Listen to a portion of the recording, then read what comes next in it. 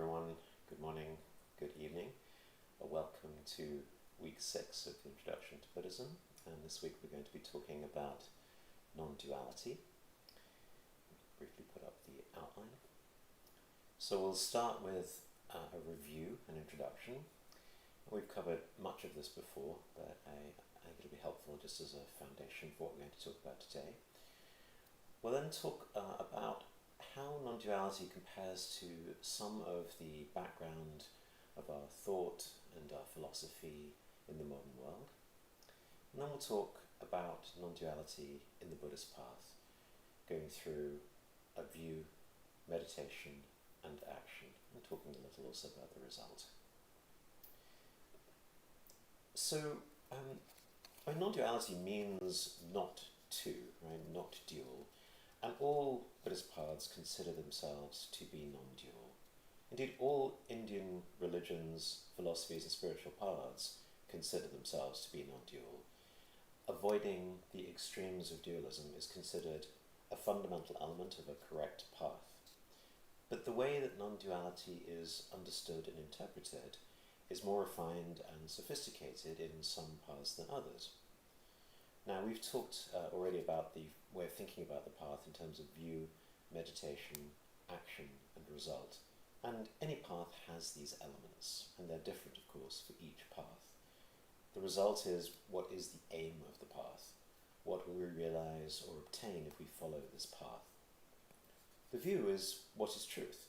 What are our underlying assumptions and beliefs about reality that will guide us on the path, that are the foundations for our path? Meditation is about how are we going to familiarize ourselves with this view? What are the different practices that we can follow to do that? And action or conduct is how should we behave in our lives, in our work, in our relationships, if we want to stay true to this path, to this view.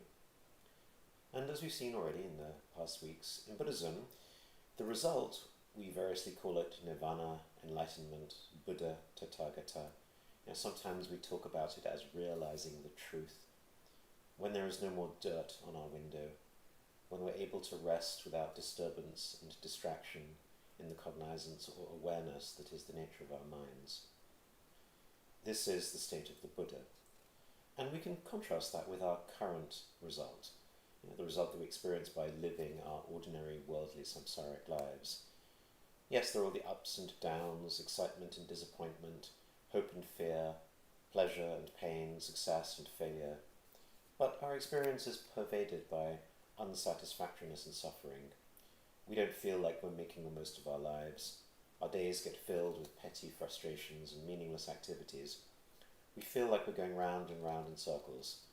This is samsara. Now the view, the foundational Buddhist view shared by all the schools, we've talked again quite a lot about the 3 marks of existence: anicca, impermanence; dukkha, unsatisfactoriness and suffering; and anatta, non-self. That is the truth. In Buddhism, that is the Dharma itself, both in the sense of truth and in the sense of the teachings that set out this truth.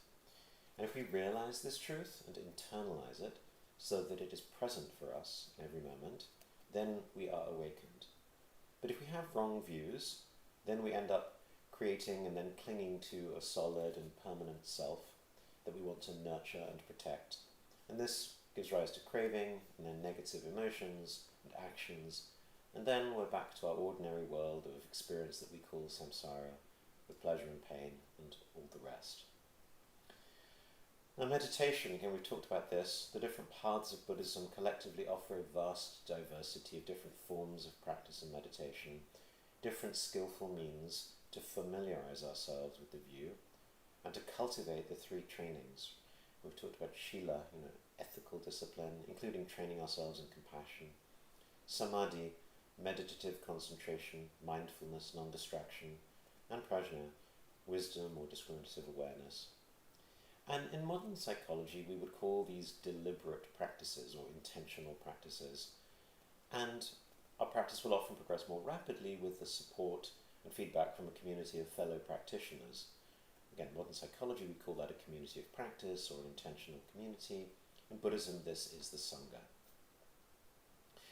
And previous weeks we've introduced shamatha and talked in some detail about vipassana, and these practices are foundational to all the Buddhist paths in the three vehicles, or the three yanas, the Shravakayana, the Mahayana, the Vajrayana, in the sense that all of the Buddhist practices will include shamatha, the cultivation of the ability to be present, non-distracted, aware of what is going on right now, and also vipassana, cultivating the ability to see not just surface appearances but the truth of self, others, and phenomena, their nature, the nature of anicca, dukkha, anatta.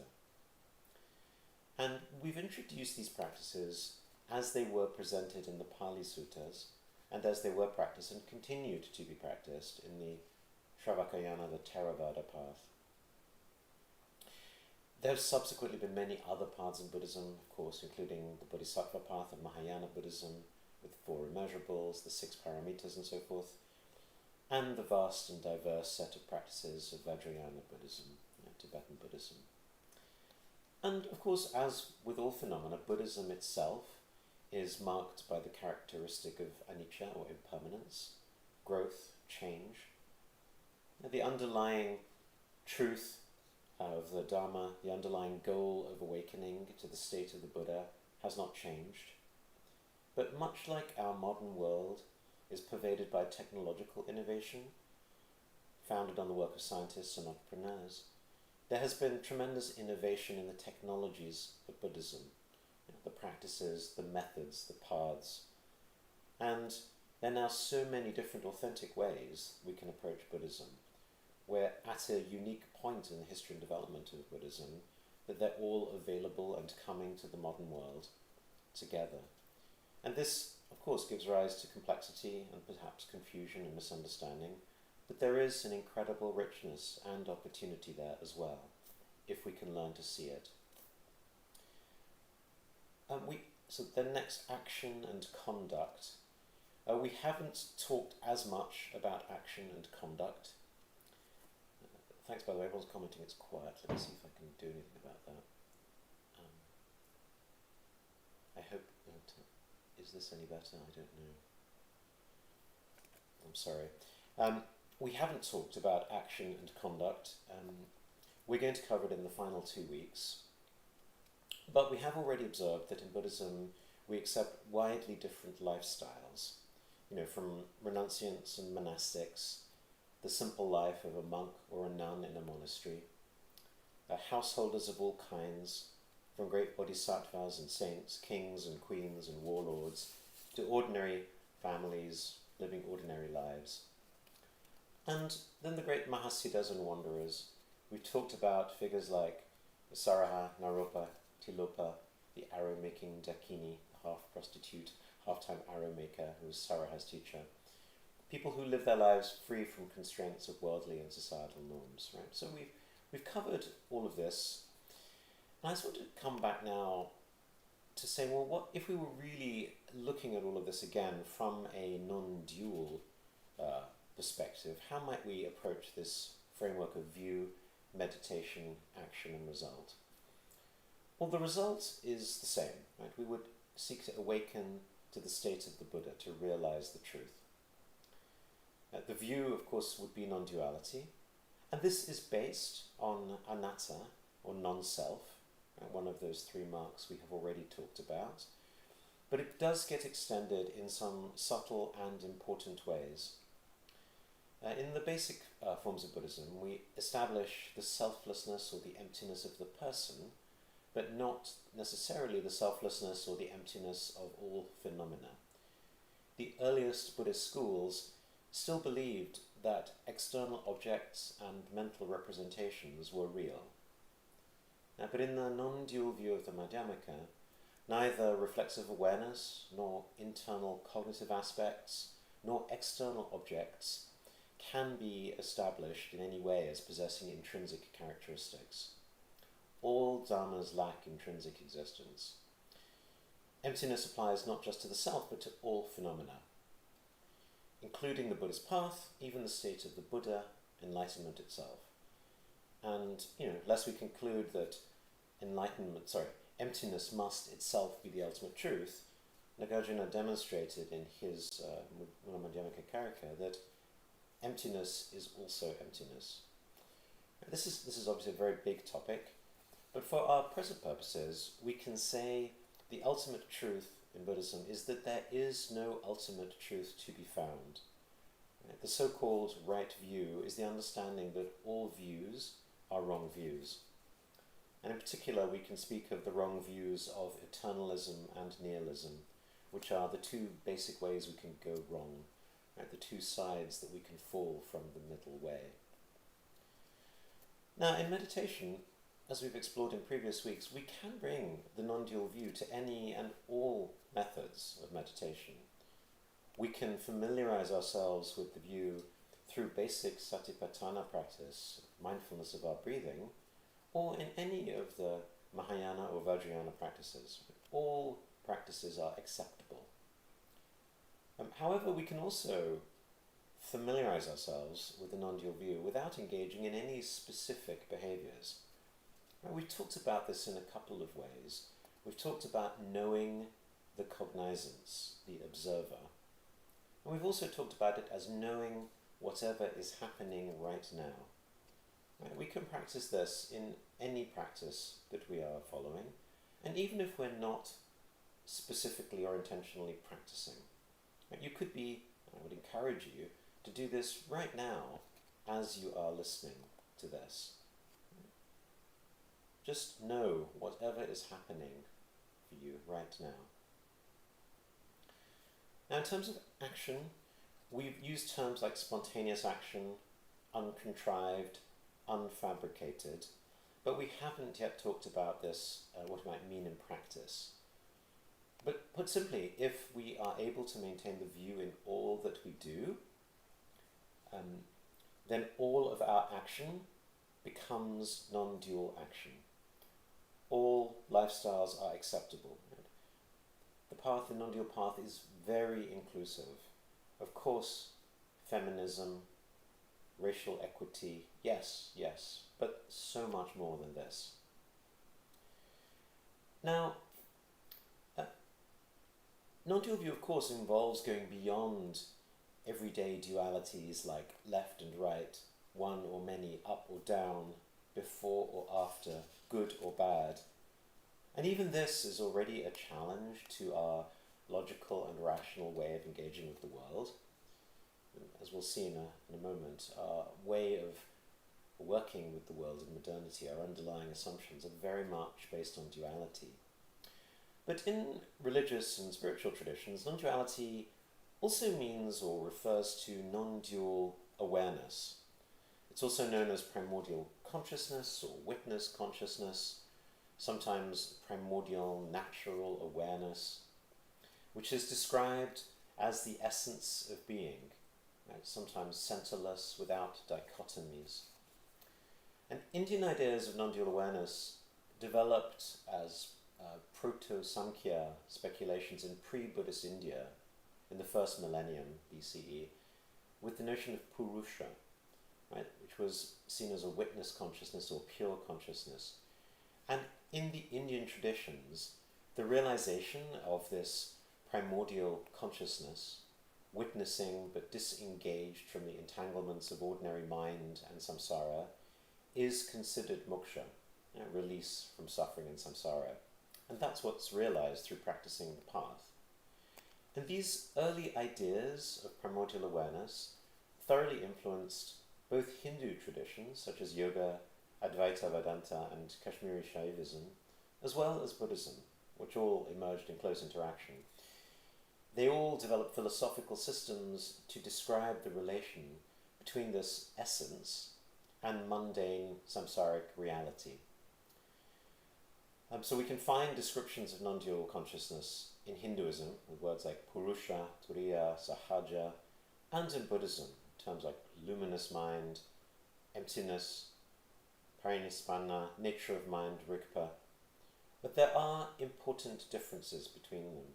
So it's important to realize when we're hearing unfamiliar words like non-dual awareness or primordial awareness, that these can mean very different things in different traditions. And we certainly shouldn't assume that our everyday understanding of these words is the same as the Buddhist understanding.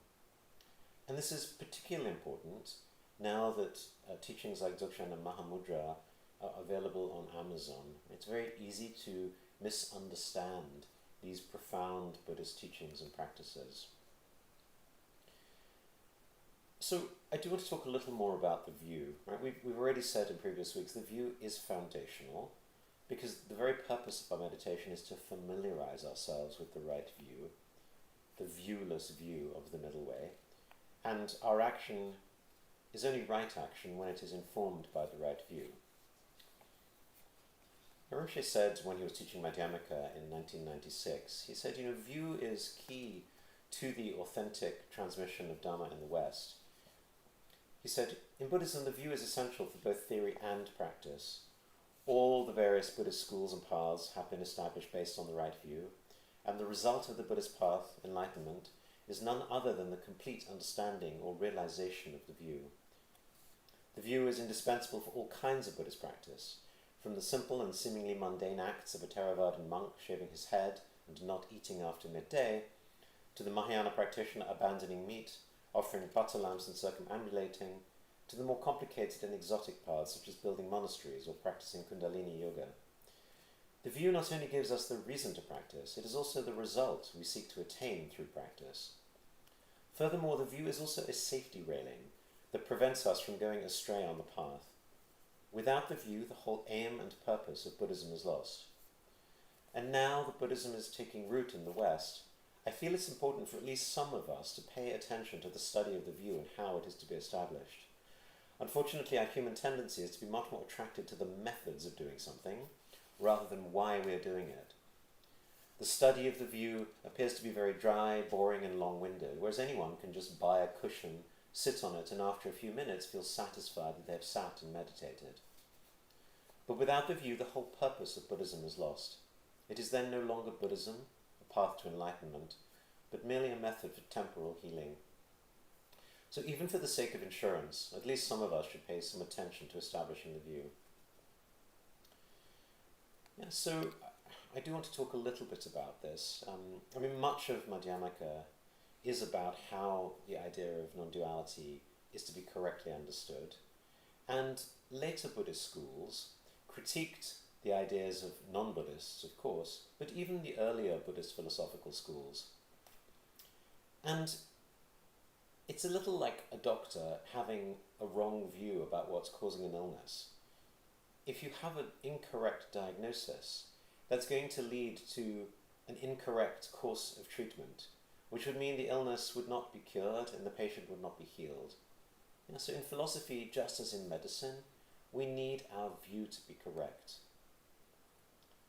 So as Rinpoche said, sometimes people think the study of Madhyamaka is dry and boring and academic. We get more excited about meditation and compassion, but without the right view, our whole path becomes as useless as trying to treat a disease with the wrong medicine. Now, sometimes this language of non-duality can feel very abstract, especially if we haven't had the opportunity yet to familiarize ourselves much with the non-dual view through our practice. We can easily misunderstand it. And it may not yet be clear why this view is different from the view we have in our ordinary lives.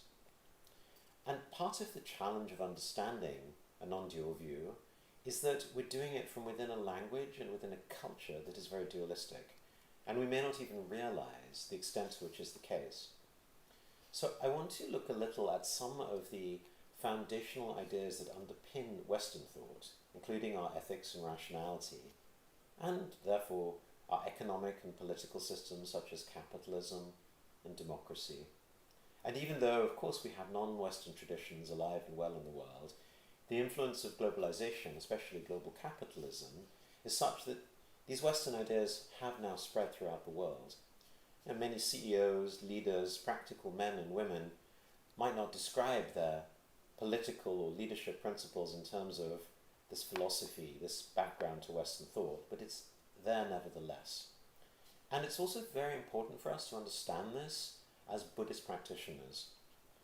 Of course, especially if we come from Western countries and cultures where this is the default view, but as we just said, these ideas are now to be found everywhere in the world, in the modern globalized world, even in countries that would not consider themselves Western. So if we don't understand how our view has this background, we can easily distort our understanding of Buddhism. Now, we might inadvertently turn the non-dual path into something dualistic, which would not only affect our approach to ethics and behavior in the world, but also our meditation practice, our understanding of self, mind, and this awareness or cognizance we've been talking about. So I want to talk a little about some of these backgrounds or foundations to Western thought. So let's start with ethics, or in this case, the Abrahamic religious traditions. Right, Western morality and ethics are about asking and answering the question about what is right and wrong behavior. And this is based in the West on the teachings of the three main Abrahamic religions, right? Judaism, Christianity, and Islam. And they all accept the tradition that God revealed himself to the patriarch Abraham. They're all monotheistic. They all conceive of God as a transcendent creator and also as the source of moral law. The individual, God, and the universe are highly separate from one another. The Abrahamic religions believe in a judging, paternal, fully external God to which the individual and nature are subordinate. One seeks salvation and transcendence not by contemplating the natural world or via philosophical speculation, but by seeking to please God, such as obedience with God's wishes or his law, and they see divine revelation as outside self or nature or custom. So all three are clearly dualistic. God is quite separate from the individual, heaven is quite separate from hell, good is very different from bad, right is very different from wrong. One either obeys God's wishes and his law, or one doesn't. And this is perhaps most famously told in the Christian story of Adam and Eve, and the doctrines then of the fall of man and original sin. These are important beliefs in Christianity, although perhaps not so much in Judaism and Islam. Adam and Eve were the first man and woman, and they're central to the Christian belief that humanity is in essence a single family, with everyone descended from a single pair of original ancestors. And in the book of Genesis of the Hebrew Bible, in the first 5 chapters, there are 2 creation narratives with 2 distinct perspectives. In the first, Adam and Eve are not named. Instead, God created humankind in God's image and instructed them to multiply and be stewards over everything that God had made. In the second narrative, however, God fashions Adam from dust and places him in the Garden of Eden. Adam is told he can eat freely of all the trees in the garden, except for the tree of knowledge of good and evil. Subsequently, Eve is created from one of Adam's ribs to be his companion. They are innocent and unembarrassed about their nakedness. However, a serpent convinces Eve to eat fruit from the forbidden tree, and she gives some of the fruit to Adam. And these acts give them additional knowledge. It gives them the ability to conjure negative and destructive concepts such as shame and evil. God later curses the serpent and the ground. He prophetically tells the woman and the man what will be the consequences of their sin of disobeying God, and then he banishes them from the Garden of Eden. I'm not going to attempt to cover 2,000 years of commentary on this ancient story, but suffice it to say that we have ended up with a Christian doctrine of original sin, namely that humans inherited a tainted nature and a proclivity to sin through the fact of birth. But this is not a belief shared by Buddhism. Right? There is no concept of original sin or evil in Buddhism. Buddhist ethics are founded on the idea that the root cause of people saying and doing harmful things is not a sinful disposition, but ignorance and wrong views. In Buddhism, as we saw in week 2, you are your own master. The solution, therefore, is to overcome ignorance through establishing and familiarizing yourself with the right view. As the Buddha said, I can only show you the way. You have to do your own work. Whereas in Christianity, only God can forgive, and atonement, which refers to the forgiving and pardoning of sin in general and original sin in particular, happens through the suffering, death, and resurrection of Jesus. Now, the influence of Abrahamic concepts of good and evil on Western thought, ethics, politics, legal systems, society is profound, right? Nearly ubiquitous, and we don't see it. Right? Remember David Foster Wallace's story, This is Water. The fish don't necessarily know they're swimming in the water. And also remember John Maynard Keynes, practical men who believe themselves to be quite exempt from any intellectual influence are usually the slaves of some defunct economist. And perhaps we could add they're slaves to some prophet or theologian. Yeah, so for Western Buddhists in particular, many have come from families or cultures that were originally Christian. And so this influence of Christianity is probably going to be there. And if nothing else, it's there in the very structure of Western language. And our words, and the way we form concepts, they come with all these connotations, these semantic relationships that link back to these underlying dualities.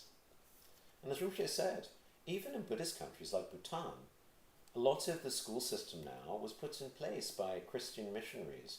So even young Bhutanese people, when they're growing up with ideas of ethics and morality, those are in many cases more Christian than Buddhist. So just as a reflection, I think it's very important for us just to pause and think, wow, how many of our ideas of good and bad, of right and wrong, are based on some underlying dualistic system, right? Which in turn is based on some Abrahamic understanding.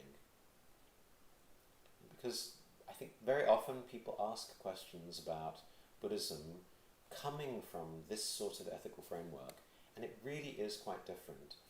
Right? Rinpoche says people often ask questions about, do Buddhists think it's right or wrong to eat meat or to drink alcohol or things like that? And I think a lot of those questions, they come from this kind of ethical frame, and it's just a very, very different way of thinking from the Buddhist way. So we'll come back to that.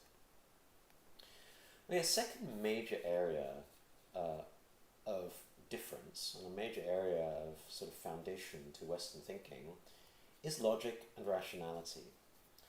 And in particular, there's something called the three laws of thought. Right? These are fundamental kind of foundations of philosophy, so axiomatic rules upon which rational discourse itself is based.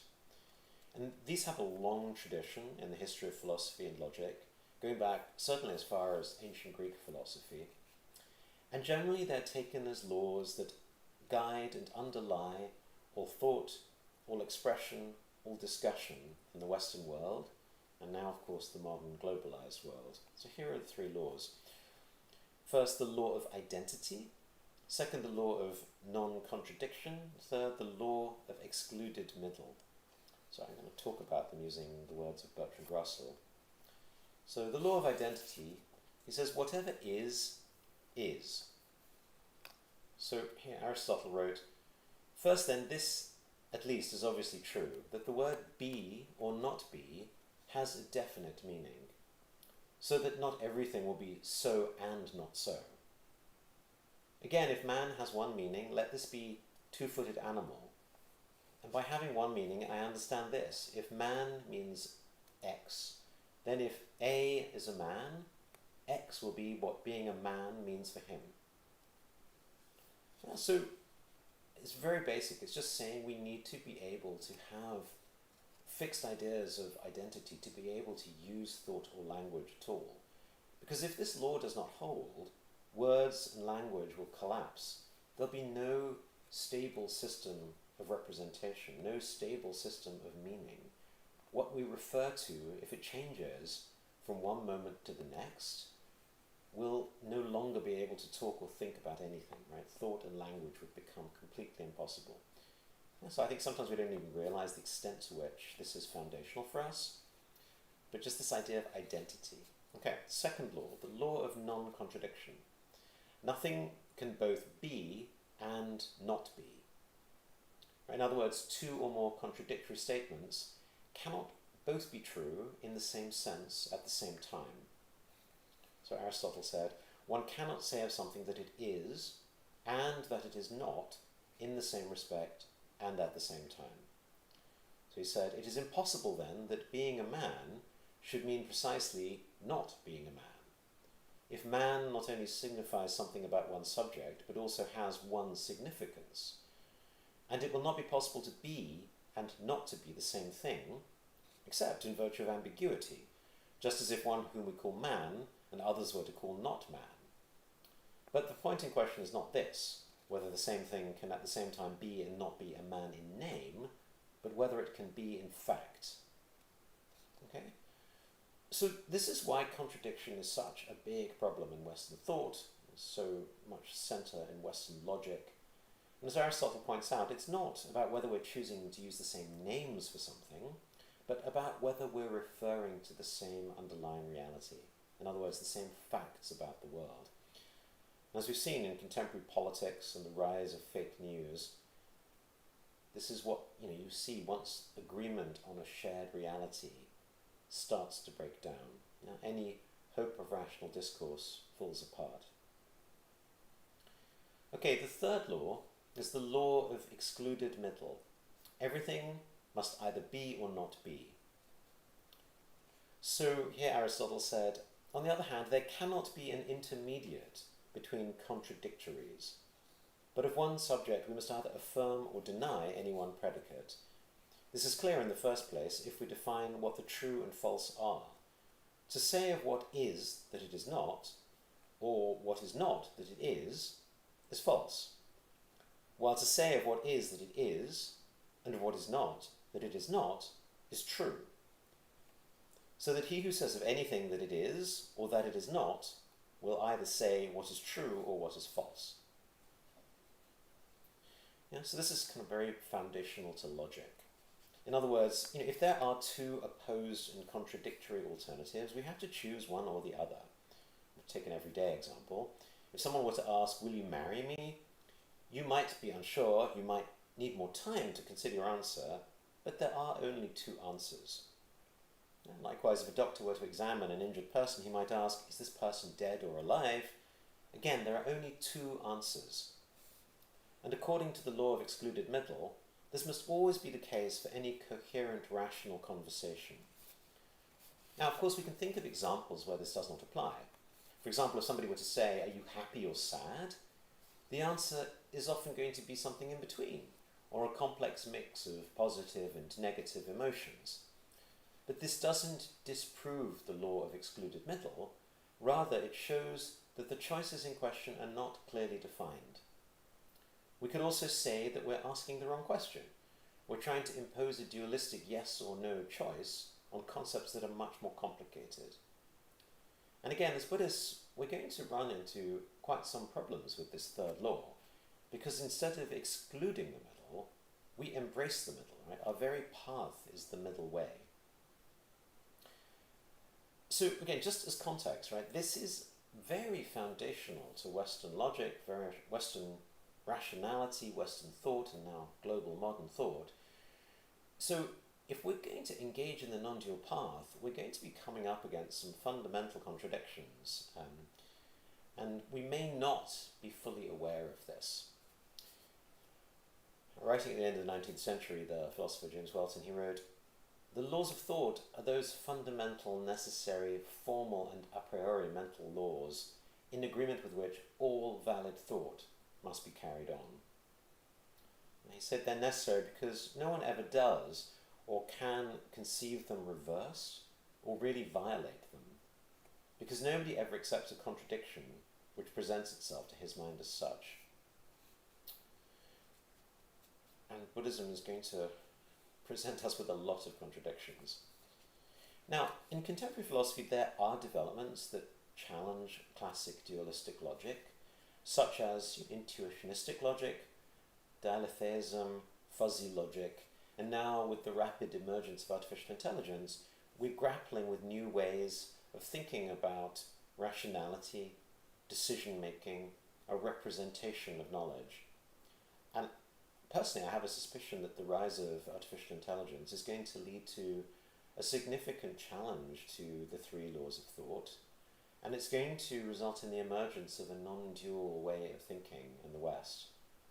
Much like at the end of the 19th century, classical physics was challenged and then extended and superseded by quantum physics and relativity. Now, of course, classical physics is still useful for solving many everyday problems, and we shouldn't expect that everyday language, logic, and rationality will suddenly become useless, far from it.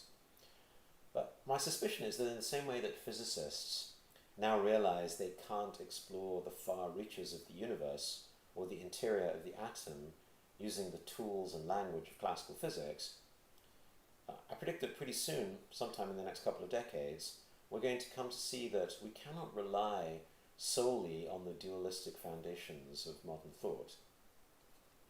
Now, as a Buddhist, I find that very encouraging, because once non-duality becomes more prevalent, more commonplace, I think there's going to be much more interest in non-dual systems of thought and practice, especially the middle way of Buddhism. And I think that's going to result in quite some renaissance of the middle way.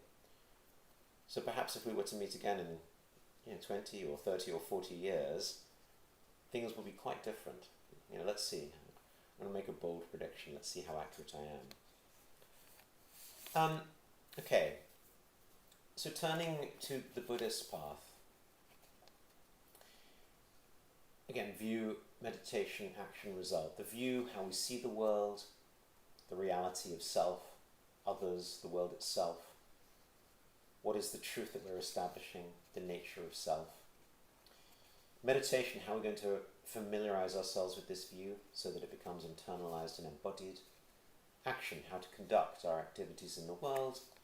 And the result, the state of awakening, enlightenment, liberation.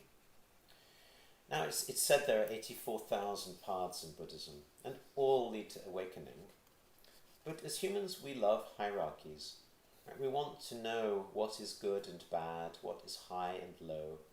We want the best, the highest, the fastest, the easiest, the most powerful. If we were able to buy spiritual paths online, we probably also want the one with the best price. But actually, if we're talking about higher path in Buddhism, really we would talk about the extent to which it is dualistic as opposed to non-dual. And ironically, the highest path is the one that cares the least about the distinctions of high and low. Rinpoche talks about poison as medicine, right? The idea that the closer the problem is to the solution, the more non-dual or the higher the path. The greater the separation, the more dualistic. Then the path has much more contrast, it's much easier to understand and to follow, and we might term it a lower path. Doesn't mean it's less effective, doesn't mean it leads us anywhere different. So higher and lower shouldn't be understood in that sense. And in fact, the non-dual path might superficially look easier because there's seemingly less to do. But unless you have very great ability, the challenge is you might just end up practicing your ordinary samsaric ways of thinking and ways of being in the world. So if we think about the highest or the best path, really it's very individual. Right? The best is what is most beneficial to you. It's the best medicine to treat your own individual sickness. And as we progress along the path, what is best for us will change, which is part of the reason, especially in Tibetan Buddhism, the path is taught as a graduated path. So, 84,000 teachings, and it's like a surfer, right? As a beginning surfer, we want to learn with relatively small waves, because if we try and take on a big wave, it's just going to knock us straight off our board. Right? But for an expert surfer, big waves are not just fun, they're also necessary to provide the challenge for us to continue to progress with our path, with our development, with our growth. And this is something general we'll see not just in Buddhism, but throughout coaching, throughout human development. We need the right balance of challenge and support. We need a middle way, a middle path.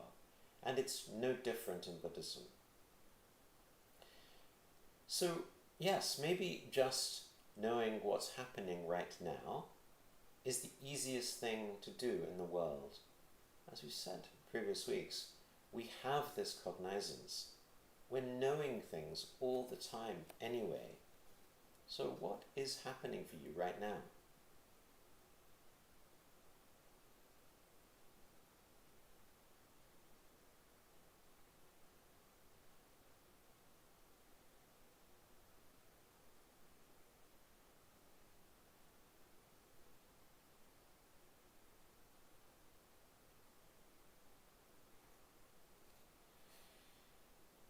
So just knowing this is so hard because it's so easy to get caught almost immediately in thoughts, narratives that take us away to the next thing, and our awareness is left behind.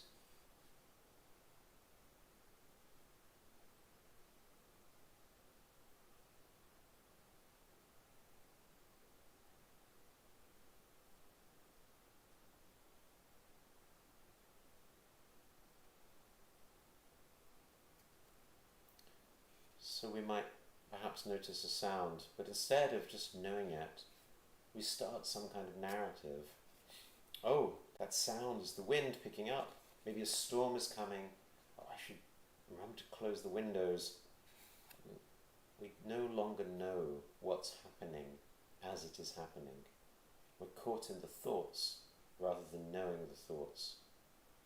And so this easiest practice is actually the hardest.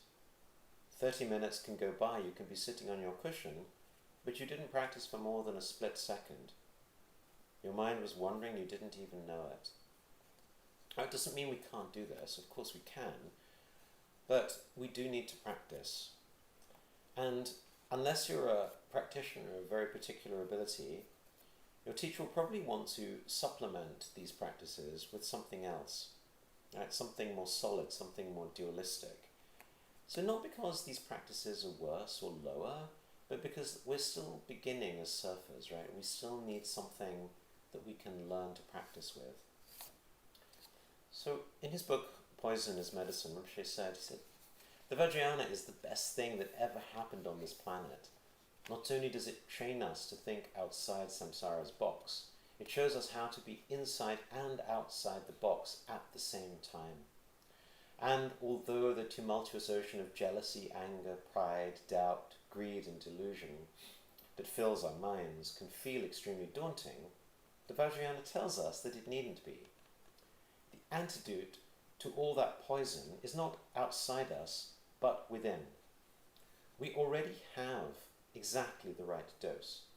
Not a single drop is missing. Nothing needs improving, upgrading, customizing or adapting. Our innate wisdom is the antidote we seek. It is perfectly intact and available for immediate use, as it always has been. Is this idea too hard for you to chew? If it isn't, why not have a go at tracking down your own innate wisdom? How? By following wisdom's footprints, which are your emotions. The essence of the Vajrayana's message is that poison is medicine just as it is, with nothing added and nothing taken away. I hope and pray that none of you ever lose your enthusiasm and curiosity about this glorious, brilliant and incomparable path. Yeah, so very much, Vajrayana is the non-dual path. It does start with that as the basis for the practice. But it's not easy, right? Hence, the poison is the medicine. Not just in the sense that we use the emotions as a way of healing the sickness, so we use the poison itself as medicine, but if we're not careful, the medicine also can become a poison, right? We can think we're treating and healing ourselves, but all we're doing is just continuing with our everyday way of being in the world. And it does go back to this point about the foundations of Western thought. Rinpoche said, for centuries Christian missionaries traveled to the east to spread the gospel and convert the natives. Asians never had to seek out the Christian teachings, but for Westerners it was the other way around. I've heard some very touching stories about the higgledy-piggledy routes Buddhism took to the UK, America and Europe, especially about the hippies who followed the Beatles to India accidentally bumped into Buddhism, tuned into transcendental meditation and took up yoga. But few of those who took an interest in Buddhism at that time were specifically seeking enlightenment, and so they did almost no research or fact-checking, all of which made Buddha-Dharma's centuries-long journey to the West haphazard at best. Yet, in spite of its chaotic introduction, the results of having the Buddhist teachings in Europe, America and Australia have generally been good. The only real drawback is that quite a number of new Buddhists have been left with some quite hard-to-shake misconceptions and deeply rooted habitual patterns. So, we've talked about the highest view, just knowing the cognizance. I mean, Rinpoche's grandfather, said, "Let this life be spent in the state of uninhibited naked ease." Literally, we can laze around all day and do nothing. It's only the being, our intention, our attitude, and yet that alone could be perfect practice. Of course, that sounds very attractive. Right? Who doesn't want to think they can lie in a hammock and have a cocktail and do their practice? But how many of us can actually do that? Right? How many of us can lie in a hammock and drink a cocktail and actually stay with what is happening right now? Of course, if we can, it's wonderful, right? That can be our practice. But for many of us, it is, as Rinpoche talks, like the charnel ground in the forest glade. Right? We've talked previous weeks about how, for many of us, it's much safer, much better, as the Buddha said, to take ourselves out of the distraction, the noise, the confusion, the complexity of our busy lives, and find a space of peace, silence, whether it's going to an actual forest glade or creating these moments of forest glade in our lives, secluding ourselves, retreating ourselves, whether it's to a space in our homes, maybe going on a retreat, maybe even just turning off our phones and giving ourselves a few moments of time just for ourselves. And oddly, this hardest environment, the ones with the greatest of constraint and conformity, may actually be the easiest for our practice. Because while the highest might be to practice in a charnel ground with all this confusion and noise and distraction, yes, that's wonderful if we can practice there, but if we can't, it's not going to help us at all. So more constraints are better, yeah? Retreat boundaries, shrine rooms, mountain hermitages. And also we've talked already about some of these widespread misconceptions that Rinpoche mentioned, namely, what is vipassana? We've talked about how actually the practice of vipassana is seeing the truth. It doesn't even need to be sitting. Yeah, you could be doing vipassana while chopping onions or arranging flowers. It doesn't even need to be something meditative. It could be reading a book with the aim to deconstruct wrong views.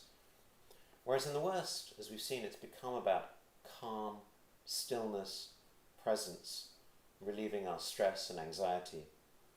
Indeed, it's become little more than shamatha, or calm abiding. And the aim is no longer about seeing the truth. It's much more about managing our minds, about less stress, less anxiety, less depression, more self-compassion, more positive emotions, increasing our ability to be focused, all of which so that we can be happier and more successful in our worldly endeavours. None of this is bad, right? Far from it. I mean, Buddhism welcomes this. It does by no means want us to be stressed or unhappy or unsuccessful. It's just that none of these things are the aim of the Buddhist path. Now, the problem for a new Buddhist might be that they genuinely want to learn more about Buddhism. They might follow a Vipassana course or download a meditation app and think this is it. And I think part of the problem is that in the modern world, we're very used to judging or classifying an activity by what people are doing rather than their state of being, right? Their intention, their attitude, their state of mind, while they're doing whatever it is they're doing. And we'll talk about this more next week. So for example, you could have two people sitting beside each other, both in perfect meditation posture, And the other, could be mindfully watching the breath and contemplating impermanence, while the one sitting next to him could be fantasizing about stock portfolios, how they're going to make more money, etc. And we might look at them and conclude they're both practicing meditation. We'd have no idea. Especially if we are seeing them both beside each other in a Buddhist retreat center. If they're both carrying malas, Buddhist books beside them. Maybe they've got a picture of the Dalai Lama as the wallpaper on their phone. Right? We might even have experienced something like this in our own practice. So, as we think about non-duality, so much of it, part of what makes it hard, is that it isn't necessarily going to be visible in our behaviors at all. It is so much in our view, in our intention, in our attitude. I just want to give a couple of Zen stories. So I think the Zen tradition very much loves and reveres non-duality also. And these stories are wonderful, like all Zen koans, as a way of challenging our ordinary dualistic thinking and perhaps shaking us a little bit out of the sleep of our habitual way of understanding the world. So the first one from the book The Gateless Gate, number 26, it's called Two Monks Roll Up the Screen. So Hogen of Seiryo Monastery was about to lecture before dinner when he noticed that the bamboo screen lowered for meditation had not been rolled up. He pointed to it. Two monks arose from the audience and rolled it up. Hogen, observing the physical moment, said, "The state of the first monk is good, not that of the other." And the second story is also from the Gateless Gate, number 11, called Joshu Examines a Monk in Meditation. Joshu went to a place where a monk had retired to meditate and asked him, "What is what?" The monk raised his fist. Joshu replied, "Ships cannot remain where the water is too shallow," and he left. A few days later, Joshu went again to visit the monk and asked the same question. The monk answered the same way. Joshu said, "Well given, well taken, well killed, well saved," and he bowed to the monk. So as you can see, non-duality is far from our ordinary way of proceeding in the world. Okay, so with that, let's take our 10-minute break, and I will see you back here in 10 minutes.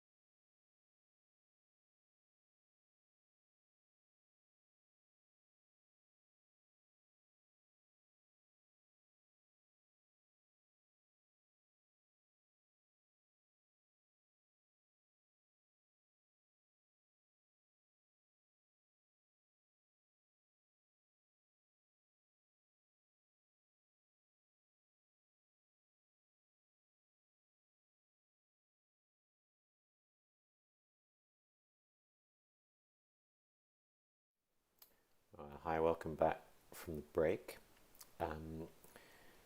I don't know quite what's up with the sound. Should we see if I can add some more sound?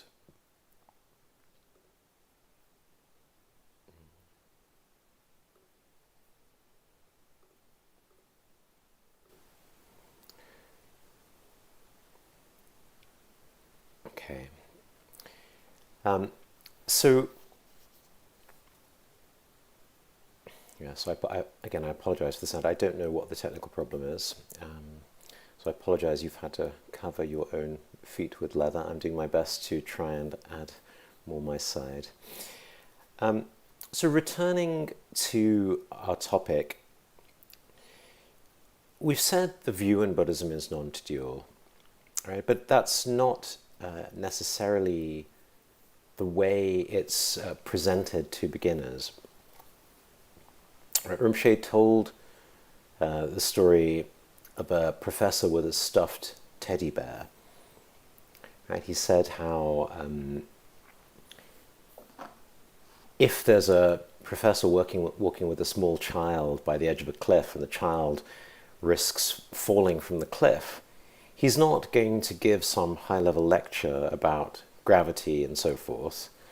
He's going to entice the child away from the edge of the cliff with a stuffed teddy bear.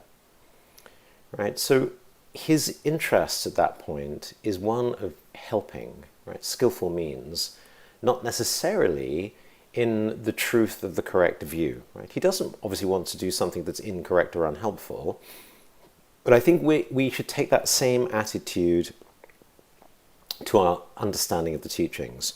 The Buddha taught the truth very directly in certain teachings, in a very raw and unvarnished way. But it's hard for many of us to understand this and put it into practice in its raw state. And so, out of his great compassion, he taught the truth in many other ways also. And those, so there's something suitable for practitioners at any stage of their journey. And as we said, in the lower views, samsara is seen as very different from nirvana. Good is seen as different from bad. There are clear contrasts and distinctions. And it's much easier to understand. And it's essential for us when we're beginners. Because when we're first learning a new vocabulary, a new set of concepts, we can't yet distinguish subtle differences. It's like a child first learning language or first learning a subject at school. Right? We're just trying to build a basic map of the territory. A higher view is more non-dual, fewer distinctions, right? And Rinpoche expresses the view very simply and beautifully when he says, it's there and it's not there. So that's actually a very high way of saying it, and we'll come back to try and unpack that. And you can immediately see that goes against the three laws of thought we were talking about just before the break. Yeah, there's paradox, there's seeming contradiction.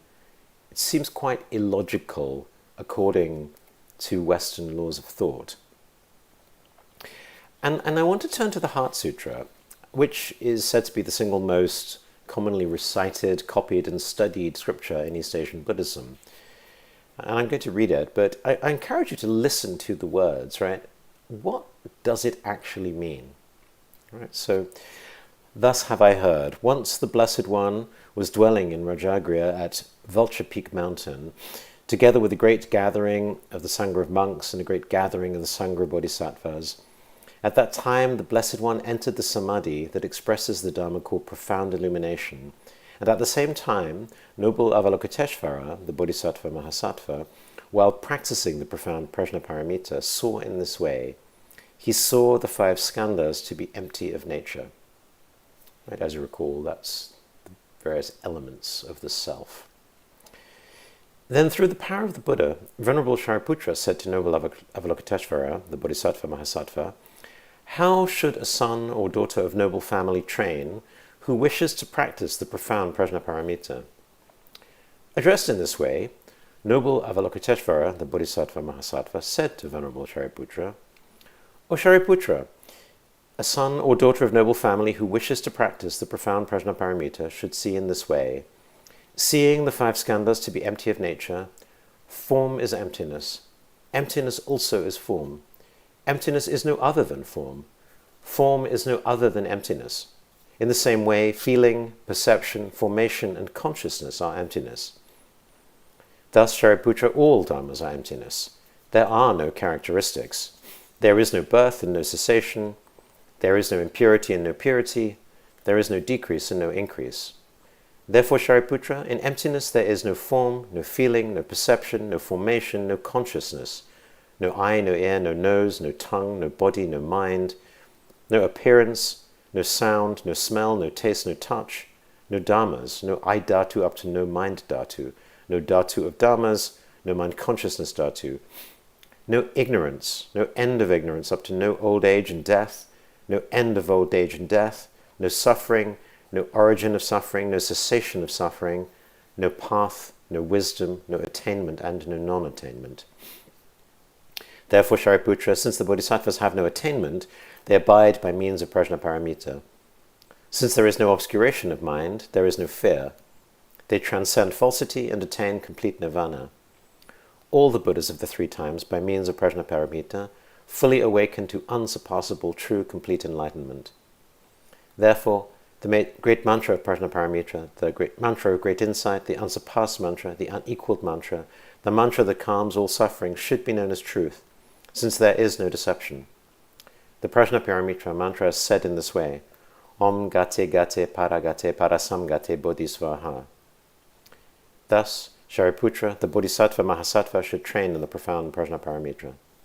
Then the Blessed One arose from that samadhi and praised noble Avalokiteshvara, the bodhisattva mahasattva, saying, Good, good, O son of noble family, thus it is, O son of noble family, thus it is. One should practice the profound prajnaparamita just as you have taught, and all the Tathagatas will rejoice. When the Blessed One had said this, Venerable Shariputra and noble Avalokiteshvara, the bodhisattva mahasattva, that whole assembly in the world with its gods, humans, asuras, and gandharvas rejoiced and praised the words of the Blessed One. Yeah, so that's the core of the Heart Sutra. And for many of us, if you've come across this before, maybe it'll be very familiar. Maybe even it'll feel like an old friend. Let's just pause and look at the words for a moment, right? There are no characteristics. There is no birth and no cessation. There is no impurity and no purity. There is no decrease and no increase. Now, for most of us, that's very far from our current experience of reality. Right? There is birth and cessation with every moment of thought and emotion as our minds keep drifting. And most certainly, our experience of the world can differentiate characteristics of good and bad, right and wrong, profit and loss, pure and impure. We couldn't even make it through a single day without these distinctions. We couldn't even make it through breakfast. If there were no characteristics, how would we know to eat the food on our plate rather than the plate itself, or our fork, or our chopsticks? How would we even know to look for food in the fridge rather than in the garbage? You see the point. Dualistic distinctions are what enable us to navigate our world. And if you've ever spent time with a baby, you realize that it's very important for babies to learn distinctions to survive. Fire will burn, a sharp knife will cut, an aggressive dog can bite you. Yes, eventually we're going to have to undo all these dualistic distinctions once we start to practice the Mahayana path, right, the Heart Sutra. But if we don't teach these things to our children, we're very negligent parents, and our babies won't end up becoming adults. Yeah.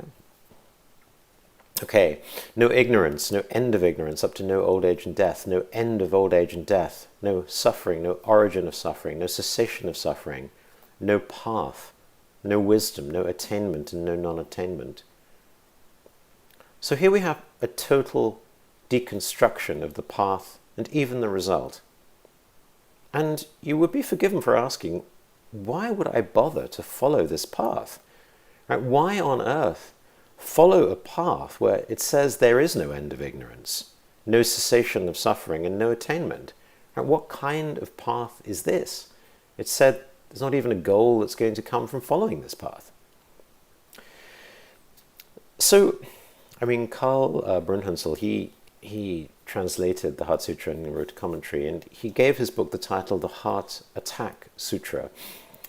There are accounts in several of the larger Prajnaparamita Sutras about people being present in the audience who had already attained certain advanced levels of spiritual development or insight that liberated them from samsaric existence and suffering, and called arhats in Buddhism. And they were listening to the Buddha and this conversation, and they had different reactions, right? Some thought, wow, this is crazy, let's go. But others stayed, and some of them had heart attacks, vomited blood, and died. It seems they did not leave in time. These arhats, these advanced practitioners, were so shocked by what they were hearing that they died on the spot. And Rinpoche commented on this story, and he said, petty-minded people like us might use these stories to boost our ego because, here we are following the Mahayana, chanting the Heart Sutra. But this would be a grave mistake, right? This story actually praises these arhats. Their shock means at least they understood something, whereas we are so dumb that it does not even touch us. So I think that's really important. Yeah, we can hear these words, but they can bounce right off us and not penetrate us at all.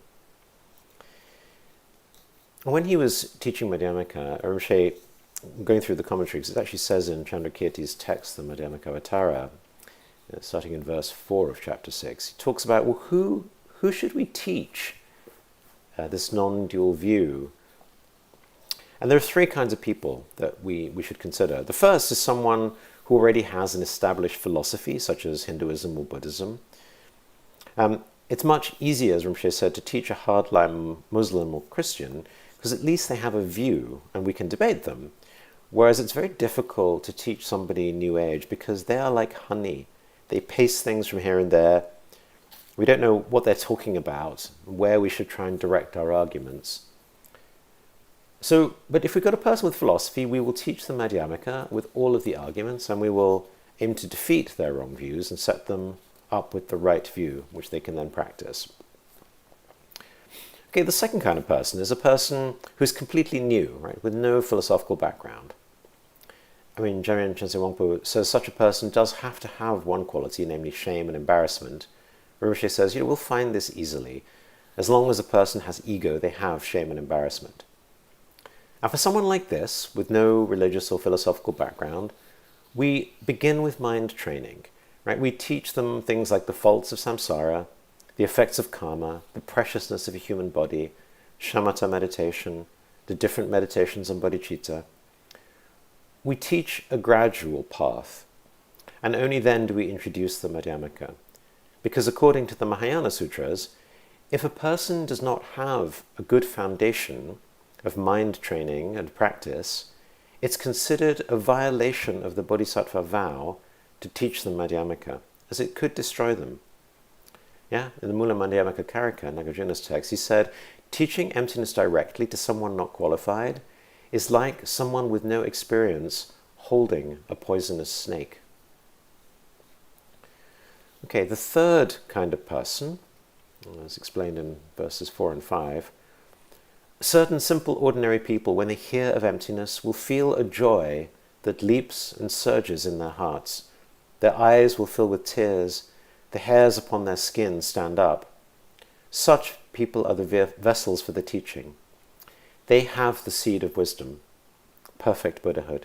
The final truth should be revealed to them, in whom ensuing qualities will come to birth. And as Rinpoche said, this kind of listener, you can teach directly. You do not need to convince them with logic. You don't necessarily need to give them all the foundational teachings. But very few of us, I think, have this kind of reaction when we hear emptiness. So maybe it would be best for us to do all of the above. Yes, aspire to understand and practice non-duality directly. But at the same time, as Rinpoche says, if we're riding a horse, we should always bring a donkey as well, so that if we fall from the horse, at least we have a way of continuing our journey. So for us, this means we should continue to study and challenge our own dualistic views, since although we may not be philosophers, we do have a philosophy. We're all fish swimming in water. And secondly, we should all practice the gradual path. Always invest in cultivating wisdom, compassion, and mindfulness using all the practices we may have been taught. And despite them being more gradual, seemingly more dualistic, we should never despise them. And don't forget, we can always apply the non-dual view, this mere cognizance, no matter what it is that we're doing. Okay, so let's talk a little more about the two truths. And remember, we're working within this dualistic, Abrahamic culture. A little hard, perhaps, to understand non-duality from this place. Be open-minded if you can, and if you can't, at least be aware of the potential effect of language, the underlying thoughts.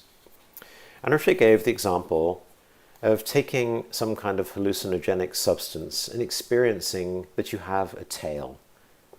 Right? And in Madhyamaka we talk about two truths, relative truth and ultimate truth. Relative truth is the fact that you experience subjectively that you have a tail. Ultimate truth, you have no tail in reality.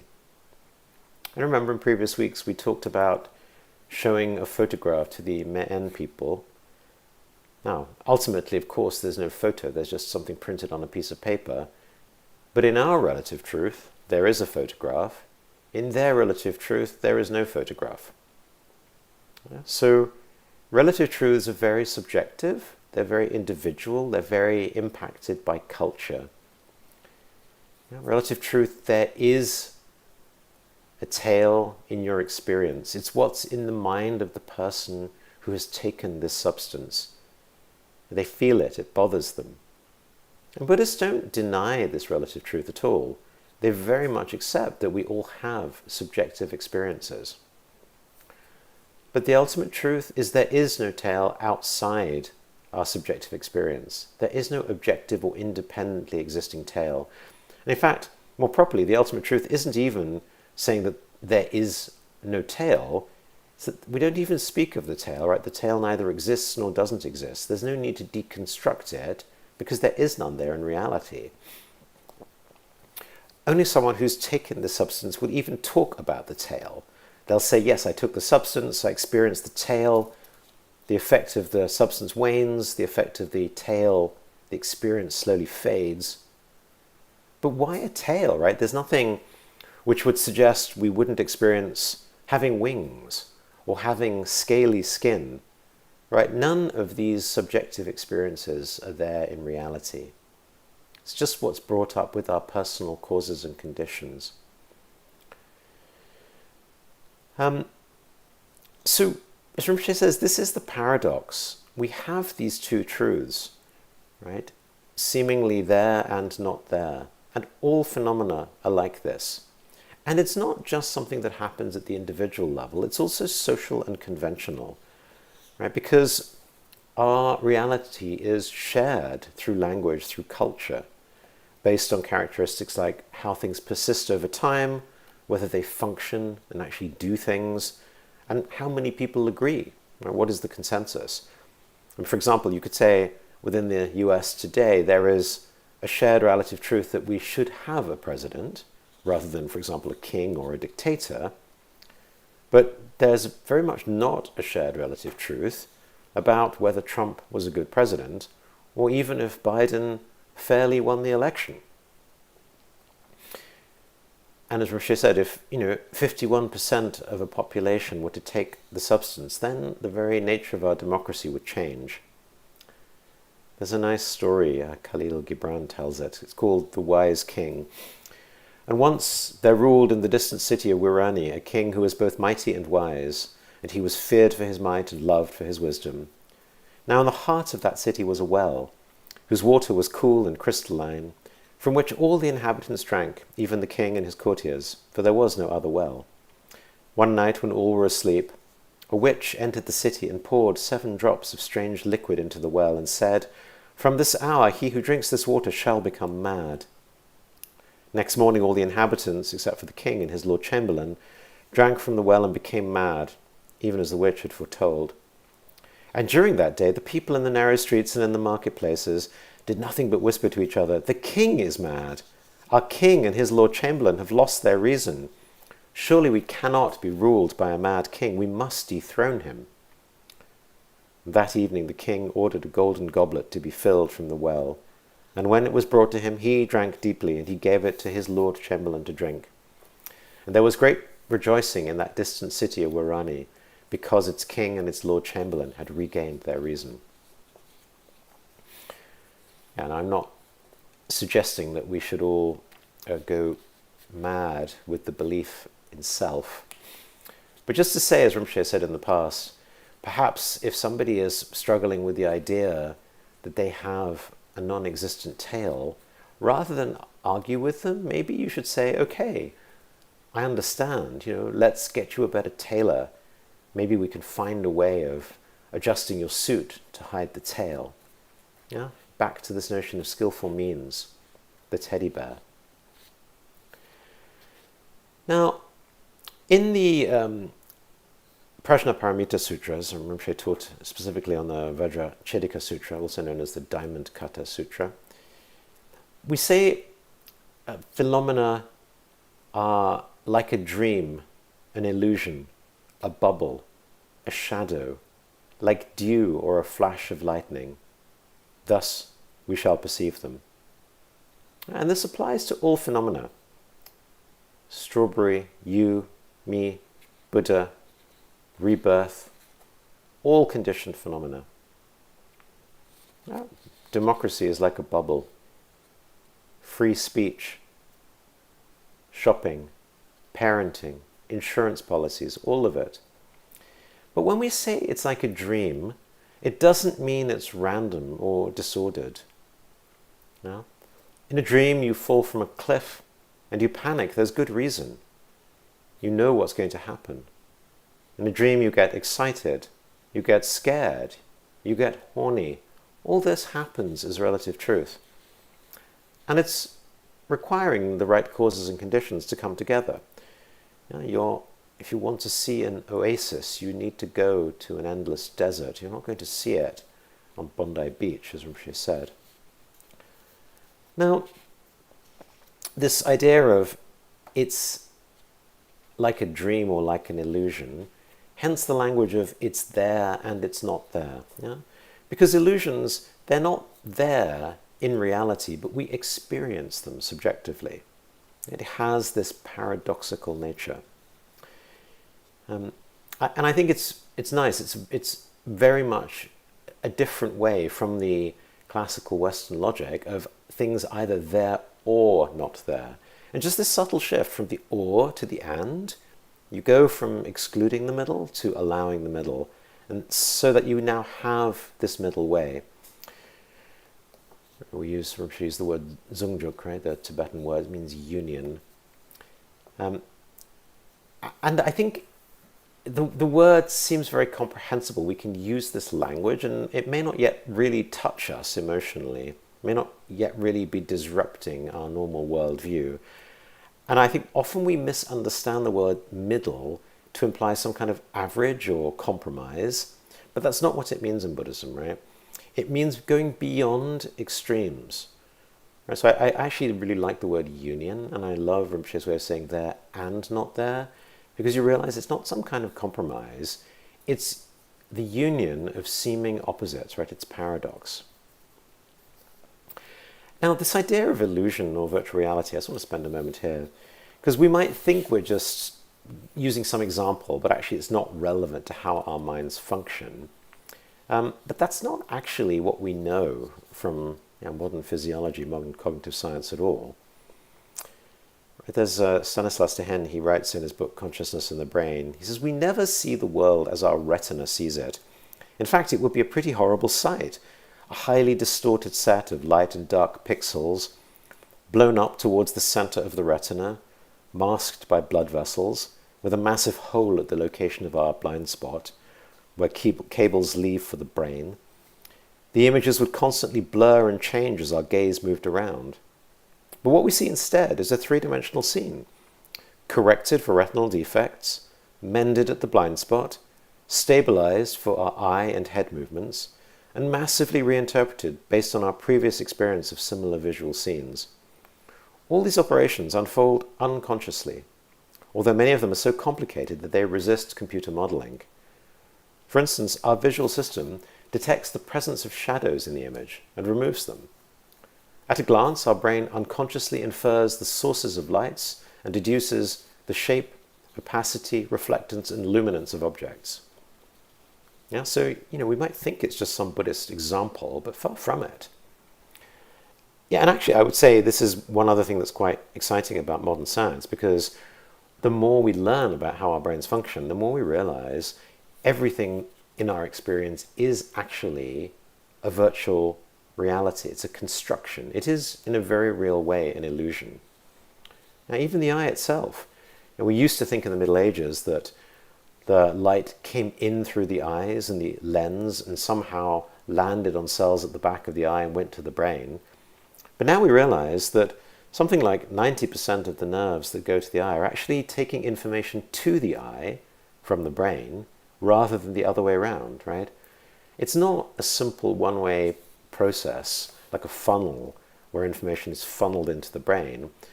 Actually, the eye is being presented all the time with predictions and hypotheses by the brain of what it thinks should be happening.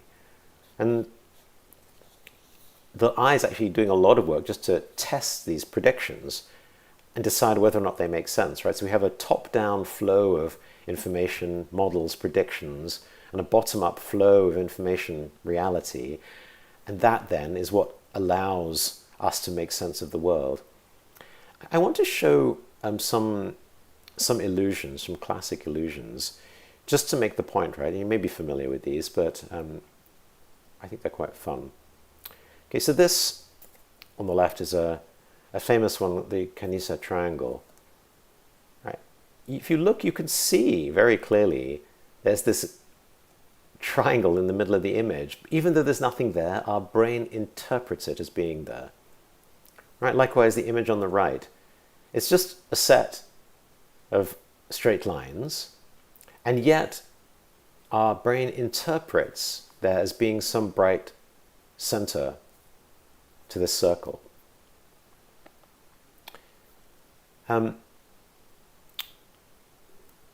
Okay, next. Now, on the left, it looks like a sphere with spines. Your brain creates this illusion. On the right, it's exactly the same forms, just arranged differently on the page. Looks like nothing in particular. Yeah? So this is, again, a very Buddhist idea.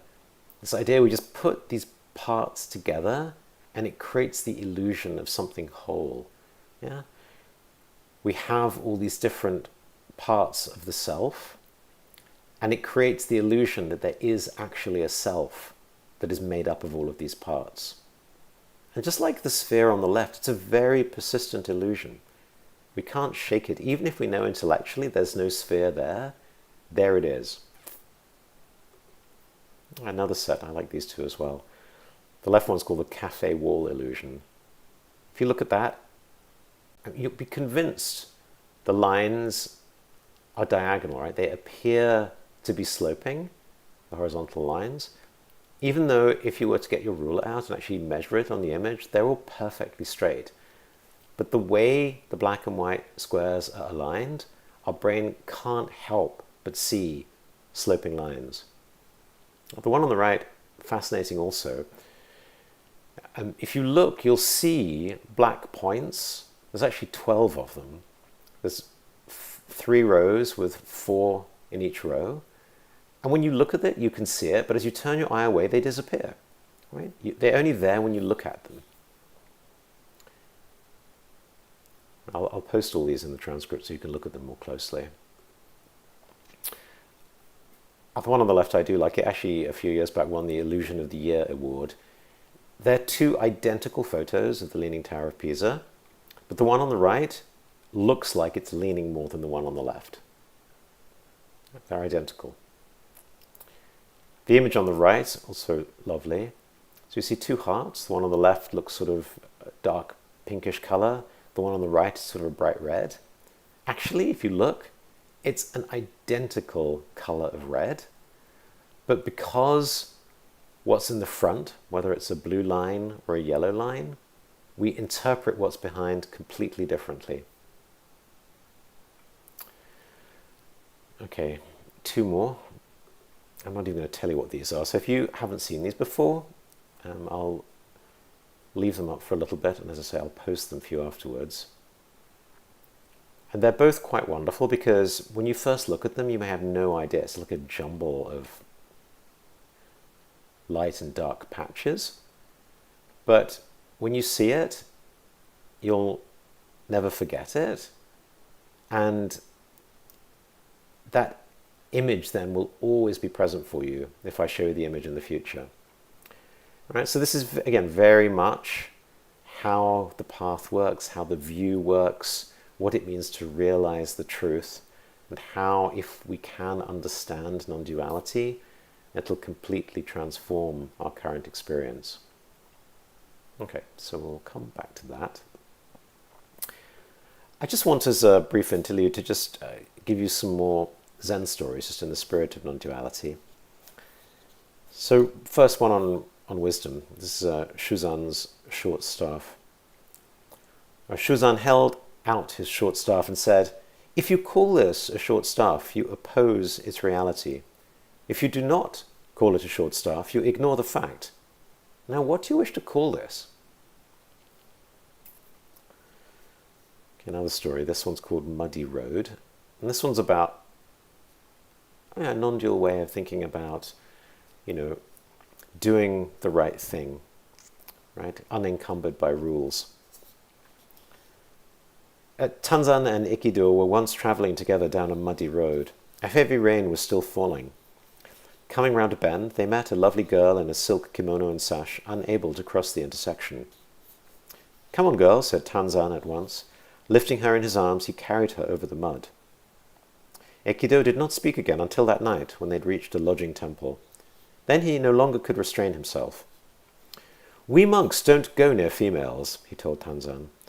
"Especially not young and lovely ones. It is dangerous. Why did you do that?" "I left the girl there," Tanzan said. "Are you still carrying her?" Okay, third, another lovely story on kind of living, without all the ordinary worldly need to look good, be seen as doing the right thing, and so forth. It's called Is That So? The Zen master Hakuin was praised by his neighbors as one living a pure life. A beautiful Japanese girl whose parents owned a food store lived near him. Suddenly, without any warning, her parents discovered she was with child. This made her parents angry. She would not confess who the man was, but after much harassment at last named Hakuin. In great anger, the parents went to the master. "Is that so?" is all he would say. After the child was born, it was brought to Hakuin. By this time, he had lost his reputation, which did not trouble him. But he took very good care of the child. He obtained milk from his neighbors and everything else the little one needed. A year later, the girl mother could stand it no longer. She told her parents the truth, that the real father of the child was a young man who worked in the fish market. The mother and the father of the girl at once went to Hakuin to ask his forgiveness, to apologize at length, and to get the child back again. Hakuin was willing. In yielding the child, all he said was, "Is that so?" So, again, these have a bit of the flavor of non-duality. So I just want to have that maybe seeping in for us. So let's talk a little bit about meditation. All right, and we've said already, all practices aim to realize the truth, but in some cases the path is more direct than others, right? The signposts are more clearly laid out, the directions are clearer, there's much more contrast. And remember, meditation means bhavana, right? Familiarization. It doesn't necessarily mean sitting, it means becoming more familiar with the truth so that it is available to us when we need it, right? So for example, we might know intellectually that smoking is bad, but still smoke. We might know intellectually too much time on social media is not good, but we still do it. right? We might know intellectually we need to exercise more, but we don't do it, right? So just knowing something is not the same as having it available to us in a way that guides our action. And in the Western, again, psychology and leadership tradition, especially the work of Chris Argyris and Donald Schoen. So Argyris was a professor at Harvard Business School and Donald Schoen a professor at MIT. And they came up with this lovely idea of an espoused theory as opposed to a theory in use. Right? We all have views or mental models. And the espoused theory is the one that we like to think is guiding our action. Indeed, maybe we have accepted it intellectually. Maybe we believe it is the right way to live. But when it comes down to our action, what's actually behind it is our theory in use. Right? If we were able to ask ourselves, right, we say we think exercise is important, but we don't exercise, right? So what is the actual theory that is in use, that explains why we don't exercise? And there, if we were to unpack it, we would find the reasons, right? And of course, our effectiveness is the extent to which our theory in use matches what we say we believe, right? Our espoused theory. And the point of practice then is to align our espoused theory and our theory in use. In fact, you could also say this is a way of talking about authenticity. Yeah, it's the whole point of bhavana, of familiarization. And of course, especially it's necessary when we're under pressure, under stress, under duress. Right, that Bruce Lee quote again. Under duress, we do not rise to our expectations, we fall to the level of our training. And so the degree to which we need our path to be clear obviously depends on our level of practice. How familiar are we with distinctions of the path already? But also the nature of the environment, right? If our environment is very complicated, very noisy, we might need a much more high contrast teaching to grab and hold our attention. So, in general, the Theravada teachings make these distinctions much more clear, right? If you look at the original Buddha's teaching on the Eightfold Path, it talks about right view, right resolve, right speech, right conduct, right livelihood, right effort, right mindfulness, right samadhi. Right? In each of these, there's a very clear distinction made between right and wrong to help guide us, to help direct us. Yeah? Learning anything new, we need these clear distinctions. And it might seem then that the Eightfold Noble Path is going against non-duality because we just said earlier, as the Heart Sutra says, right, there's no right, there's no wrong. We've deconstructed these notions. But you can't get there in one jump, right? You need a path of first deconstructing the wrong views, building up the right views, really internalizing them, building up the skillful means, the behaviors, the habits, the ways of thinking, the ways of acting. And only then can you go beyond the right view to not having a view. Yeah? Because if you try and go straight from wrong view to no view, right, this non-dual view, you'll just end up doing nothing. Right? If all you do is attempt to sit just watching the mind and you don't know how to do that, you'll just end up daydreaming. Yeah? So even though we want to end up with a non-dual view, with a non-dual meditation, with non-dual action, our path to get there has to be dualistic. And this, I think, is sometimes part of the complication with the path, because we get confused about how can we understand a dualistic or seemingly a dualistic path leading to a non-dual result. I hope you understand that. I mean, even last week, right, we talked about the 4 satipatthanas, right, with vipassana practice in the Satipatthana Sutta, and how that enables us to realize the 3 marks, anicca, dukkha, anatta. And even the most basic satipatthana, right, the mindfulness of body. There's one element we didn't talk about last week, and one of you brought this up actually in your comments, and thank you. And interestingly, this is also an element you'll very rarely receive in the modern Western mindfulness teachings, but it's actually part of mindfulness of the body. It's the charnel-ground meditation, right? So let me read. Furthermore, as if he were to see a corpse cast away in a charnel ground, 1 day, 2 days, 3 days dead, bloated, livid and festering, He applies it to this very body. This body too, such is its nature, such is its future, such its unavoidable fate. Or again, as if he were to see a corpse cast away in a charnel ground, picked at by crows, vultures and hawks, or by dogs, hyenas and various other creatures, a skeleton smeared with flesh and blood, connected with tendons, bones detached from their tendons, scattered in all directions.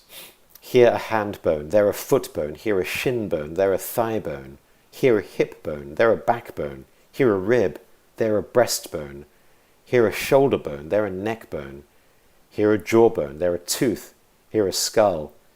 The bones whitened, somewhat like the colour of shells, piled up, more than a year old, decomposed into a powder. He applies it to this very body. This body too, such is its nature, such its future, such its unavoidable fate.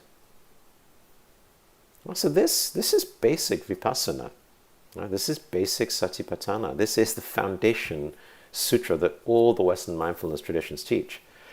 And of course, it's a very clear, a very direct way of contemplating impermanence. We could say it's very high contrast. We're not going to miss the point in this meditation. Now, I think it's not taught very often, maybe because we're a little worried it's a little too unpleasant for people. It's a very great shame. Yes, okay, maybe mindfulness of breathing is more soothing, more palatable. And of course, if we do it correctly, it will equally help us realize the truth of impermanence. But already, it is lower contrast. Yes, if we look and we see correctly, we will see impermanence of the body, just as we would with the charnel ground meditations. But with mindfulness of breathing, it's much easier to miss this impermanence. Much easier to get caught in just relaxing and calming and soothing. Yeah? So you can see, yes, less direct, less contrast, perhaps somewhat higher of a path, but also more dangerous. We're not quite yet at poisonous medicine, but we're heading in that direction. And of course, by the time, we just follow, just know what is happening this very moment, a much higher view, much higher practice. If we do it, yes, we will see impermanence, but so easy just to get lost. And I think that the challenge, right, with meditation is going from the intellectual and conceptual understanding, this vague idea we talked about last week, to something internalized and available to us. I mean, another example is non-attachment. I think intellectually we might all get it, but how do we respond when we lose something precious to us? Another Zen story I love, this one's called Time to Die.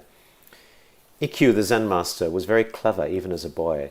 His teacher had a precious teacup, a rare antique. Ikkyu happened to break this cup and was greatly perplexed. Hearing the footsteps of his teacher, he held the pieces of the cup beside him. When the master appeared, Ikkyu asked, "Why do people have to die?" "This is natural," explained the older man. "Everything has to die and has just so long to live." Ikkyu, producing the shattered cup, added, "It was time for your cup to die."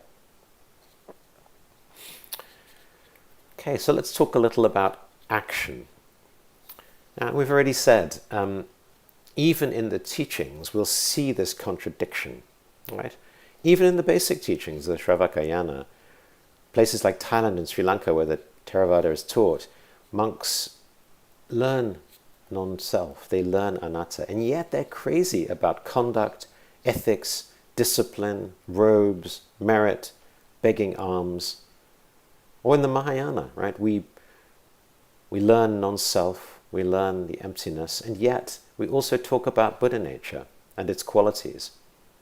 And I think the danger, of course, is many people get confused. They forget this non-self because they're so focused on the conduct, the ethics, even the qualities of the Buddha nature, right? Can you see these contradictions?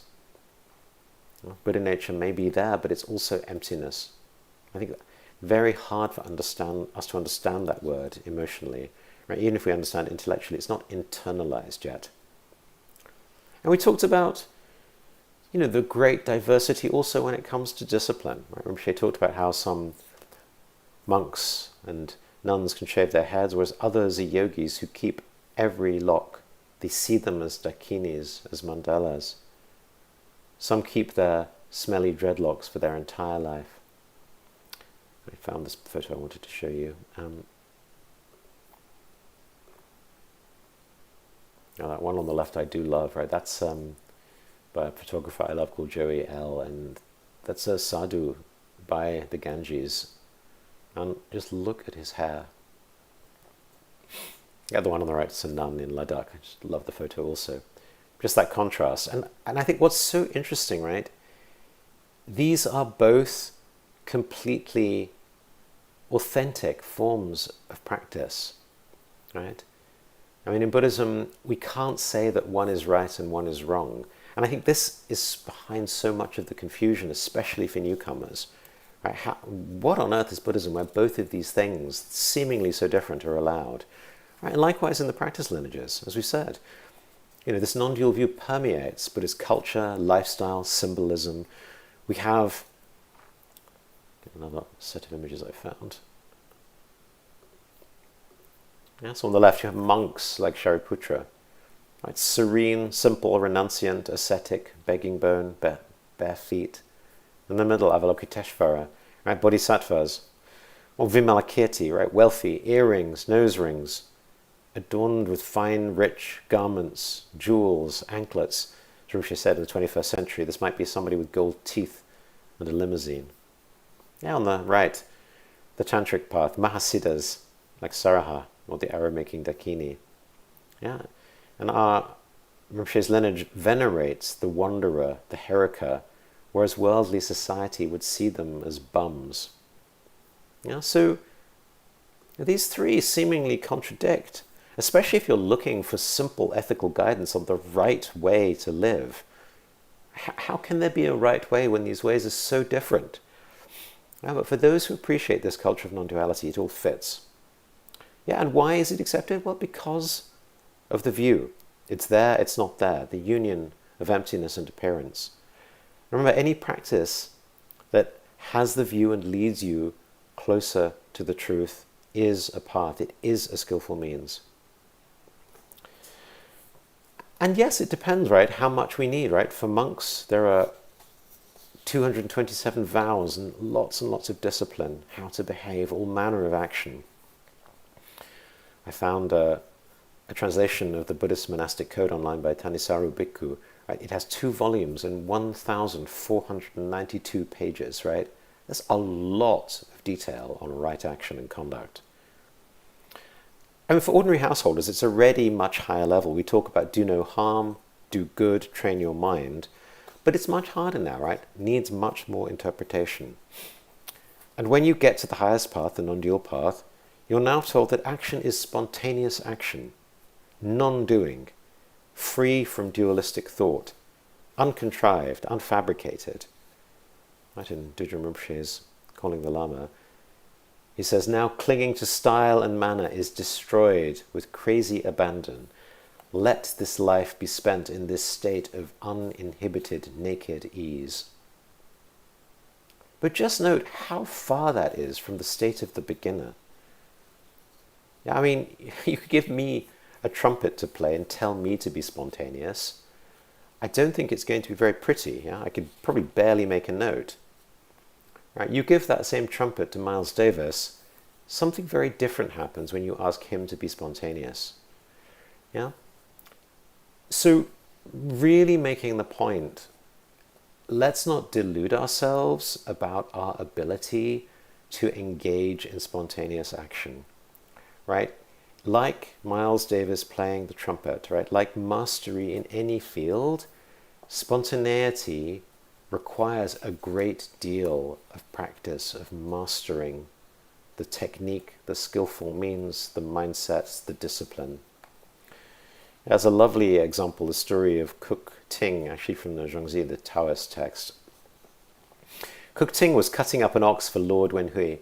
At every touch of his hand, every heave of his shoulder, every move of his feet, every thrust of his knee, zip, zoop, He slithered the knife along with a zing, and all was in perfect rhythm, as though he were performing the dance of the mulberry grove, or keeping time to the Qingshu music.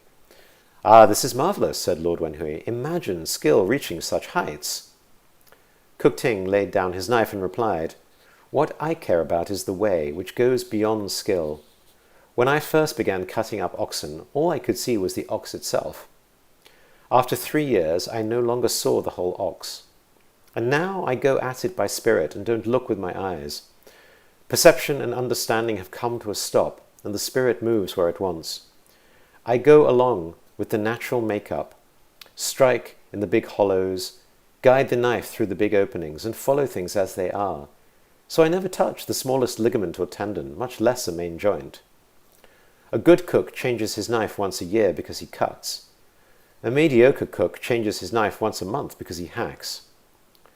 I've had this knife of mine for 19 years, and I've cut up thousands of oxen with it, and yet the blade is as good as though it had just come from the grindstone.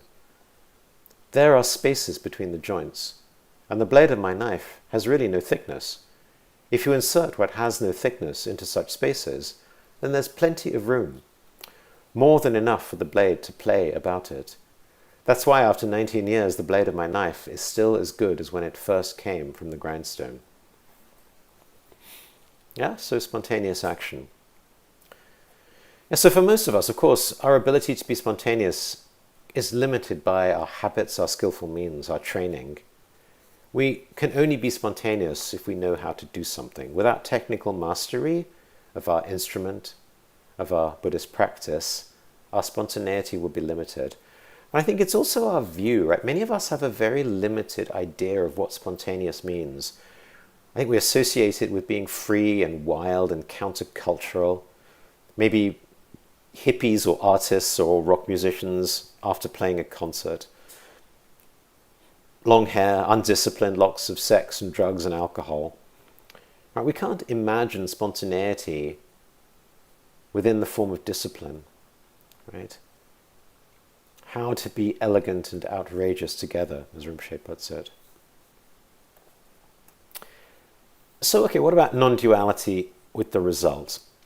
Well, I think in the lower path, samsara and nirvana are presented as two very different things, right? They're clearly distinguished and demarcated. But by the Mahayana, right, by the Heart Sutra, as we saw, suffering and nirvana are no different. No suffering, no origin of suffering. And as we saw in week 3, Nagarjuna says, Lord, you've never said there is liberation by abandoning samsara. You've said the inherent non-existence of samsara is nirvana. And as Rinpoche said, by the time of the higher path, we'll realize mind is self-awareness. It's like a lamp that illuminates itself. If you're new to meditation, you might feel it's one mind looking at another, but keep doing it, and the wall between observer and observed will collapse.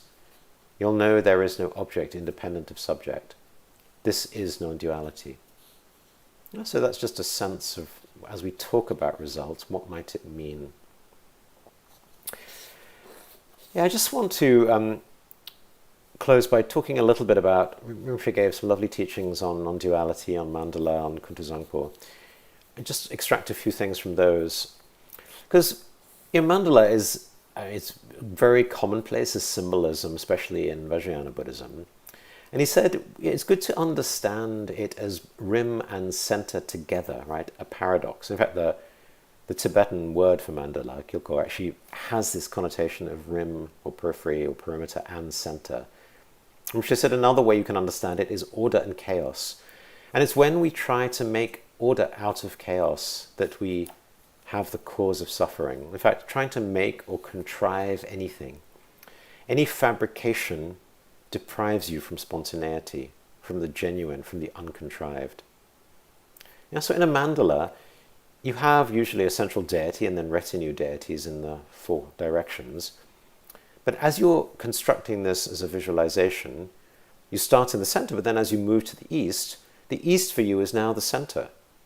The center is no longer the center. Right? Rinpoche said likewise, in Hinduism, Kali, Shiva, they keep changing who is the mightiest. Right? And you learn through the principle of mandala that north, east, south, west, they're all just fabrications. Right? It's a visualization of non-duality. As we saw before, right? And it's not just then the going beyond direction in this manner. Right? It really is, as Nagarjuna taught, it's the non-duality of existence and non-existence. Right? I think a lot of the other, even in Western traditions of non-duality, we might say it's going beyond left and right. I think the example was given, what about a river? Right? A river is a process. It's not attachment to a specific thing. Yes, it's a process. It has less self in that sense, but it's not yet the non-duality of existence and non-existence, because for most of us, we think there's a river there, right? We have a name. We may come back to it tomorrow and we still see the river. And I think the danger is we might think of ourselves as a process, but still have attachment to that process. So we're not really practicing non-self yet, right? Which is why in Buddhism, non-duality isn't just beyond these outer distinctions of high, low, up, down, left, right, in, out, and so forth, nor even going beyond ethical distinctions of good and bad. It's really going beyond existence or non-existence. So as Rinpoche said, it's there and it's not there. He gave a story about Vajrayana and the begging bowl. This is from Dudrung Limpa. And, Vajrayana Buddha is one of the 5 Buddha families. It's not like there are actually 5 Buddhas sitting there somewhere. It refers to the 5 elements or the 5 objects of consciousness, right? Form, sound, odor, taste, tactile objects. And form is the object of eye consciousness and so forth. And sounds, for example, would usually be Amitabha Buddha. But for form, it's Vajrayana Buddha. So anything with form, color, shape, buildings, colors, edges, all Vajrayana. And in the sutra, it's explained that Vajrayana Buddha is sitting there, and on his hands there is a begging bowl. And our universe, as Zambuling, is inside the begging bowl. In fact, there's countless universes inside the begging bowl. There are 25 lotus branches, and among these, on the 13th lotus branch, there is another branch with a lotus flower and many other flowers, all joined together. In the center of this lotus flower, that's where you will find our universe, right? Our world, Zambuling, with the 4 continents in Mount Meru, plus 100,000 other systems, each with their own continents in Mount Meru. And these are the indestructible worlds where thousands of Buddhas come. Right? This world is called the fearless world because the beings who live there have no basis for fear. But then, like in many tantric teachings, we talk about how Vajrayana is so big. One lotus is the whole universe, and one of them is our world. And yet, in each pore of Vajrayana's body is the whole set of universe and all the planets. And yet, Vajrayana is no bigger to fit the Buddha fields in each pore, and the Buddha field is no smaller. Right? They're not tiny, minute things. So we're talking here about how shape, color, size, they're also limited. Right? The idea of color, the idea of shape makes you poor. We're stuck with things like white and yellow and green, squares, circles. Whereas Vajrayana is infinite. So when we see these images, right, we may just relate to them as human-looking forms, but not to forget they are symbols, right, symbolizing non-duality, just as the mandalas symbolize non-duality. He also taught Kuntu Zangpo, right, a Dzogchen prayer, where he said, it's not composed, it's actually magic, right? And we destroy magic with our rationality, as we saw earlier. He said, even Japan used to have great poets like Basho and Issa, but now it's losing that. I just wanted to read you a lovely poem from Basho. An ancient pond, a frog jumps in, the splash of water. As Rinpoche said, the non-magical world can't appreciate magic, but the magical world knows how to use the magic. He said this beautiful thing. He said, when a beautiful sunrise appears, if an owl doesn't see it because the owls are blinded by the light, what to do? Pray, may we not be owls. So all this is symbolized by Kuntuzangpo, the naked blue Buddha. He has no clothes of devotion or compassion, no emotion. And this is a way of symbolizing this cognizance we've talked about. And just, I'd like to read just a little from this prayer. Ho, everything in samsara and nirvana that can possibly appear has a single ground, two paths and two results, the miraculous displays of awareness and unawareness. Through the aspiration prayer of Samantabhadra, may all awaken in a fully perfect manner in the palace of the Dhammadhatu. The ground of all is unconditioned, the self arising inexpressible vast spaciousness, without the names samsara or nirvana. The awareness of just this is Buddhahood. Unaware, sentient beings wander in samsara. May all beings of the three realms be aware of the reality of the inexpressible ground. I, Samantabhadra, am aware that this very reality of the ground, without causes and conditions, is self-arising within the ground, unaffected by the flaws of outer and inner, superimposition and denial, and untainted by the stains of the darkness of mindlessness. Therefore, self-appearances are not blemished by any flaws. Within self-awareness resting in its seat, there is no fear, even if the threefold existence is destroyed. Nor is there attachment to the five sense pleasures. In non-conceptual self-arising mind, neither solid forms nor the five poisons exist. The unceasing dimension of awareness's lucidity is of a single essence, and yet displays as five wisdoms. The five original Buddha families spring forth from the maturation of these five wisdoms.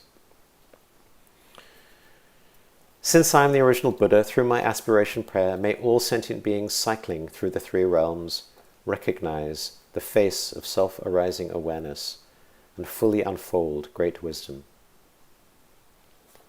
So I won't read all of it, that's just part, just for aspiration. And that, again, that's a way of pointing the finger to the moon, right? We can't talk about non-duality directly. So we'll use symbols, we use images, we use these very beautiful and poetic expressions. But I also don't want you to feel that it's too profound, right? So I just want to end with a couple more Zen stories, which I think have a little more lightness to them. So firstly, Joshu's Zen. Joshu began the study of Zen when he was 60 years old and continued until he was 80 when he realized Zen. He taught from the age of 80 until he was 120. A student once asked him, "If I haven't anything in my mind, what shall I do?" Joshu replied, "Throw it out." "But if I haven't anything, how can I throw it out?" continued the questioner. "Well," said Joshu, "then carry it out."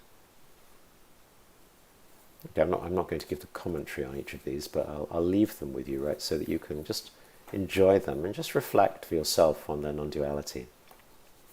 Right. Another one, Tozan's 3 pounds. A monk asked Tozan when he was weighing some flax, "What is Buddha?" Tozan said, "This flax weighs 3 pounds.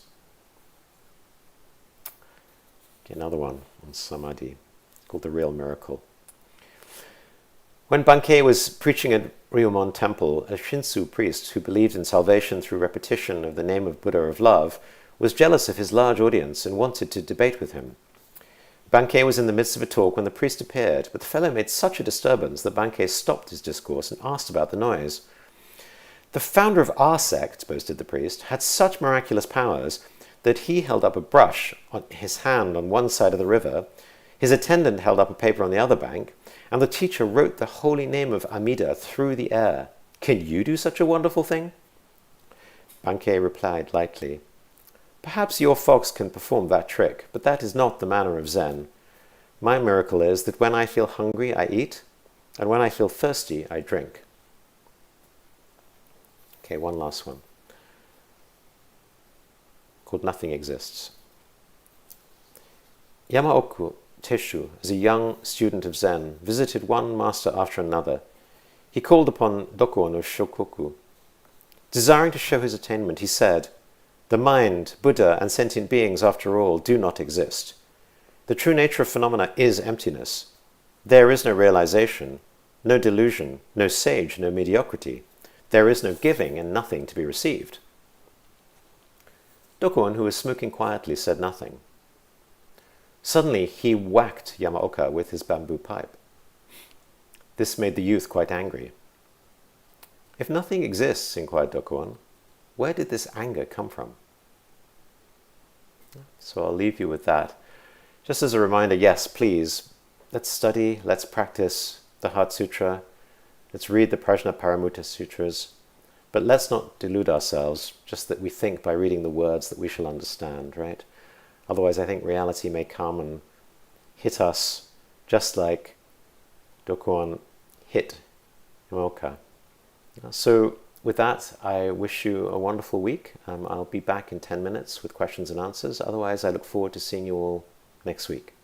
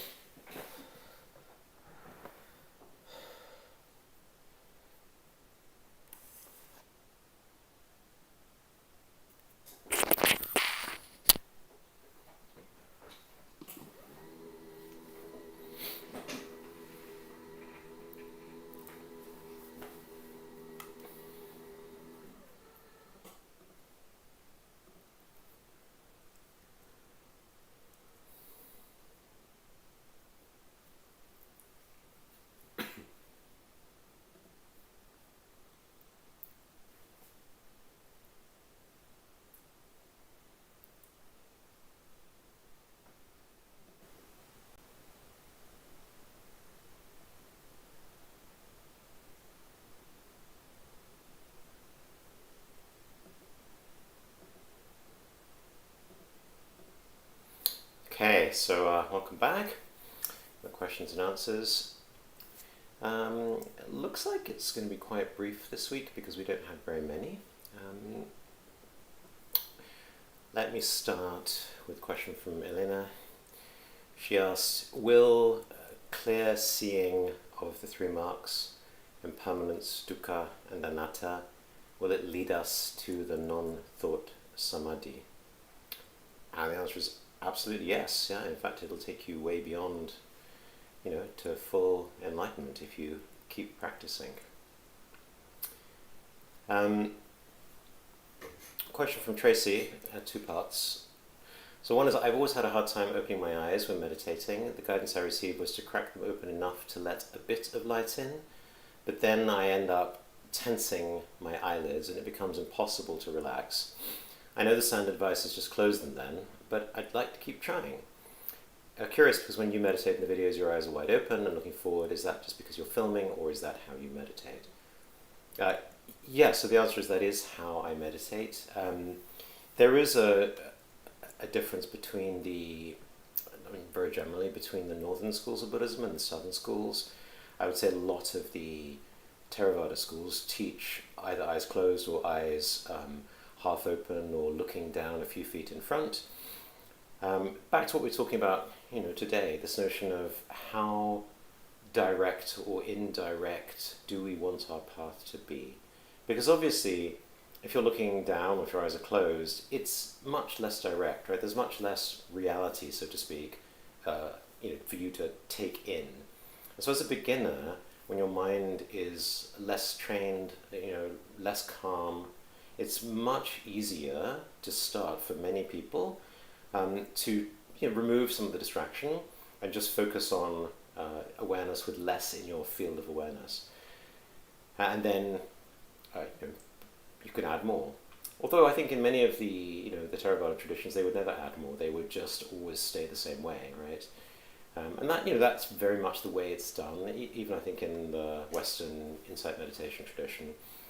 The Tibetan tradition isn't like that, right? From the very beginning, you're taught to meditate with your eyes open. And I think that makes sense, right? Because the Theravada tradition grew out of a monastic situation where your life is monastic, whereas the Tibetan teachings grew out of the Mahayana, which are really much more for householders, for people living in the world. And if you're living in the world, there's not much point closing your eyes, right? We've said this before, because you're going to crash into obstacles, right? So you're taught from the beginning to take in reality as it is, right?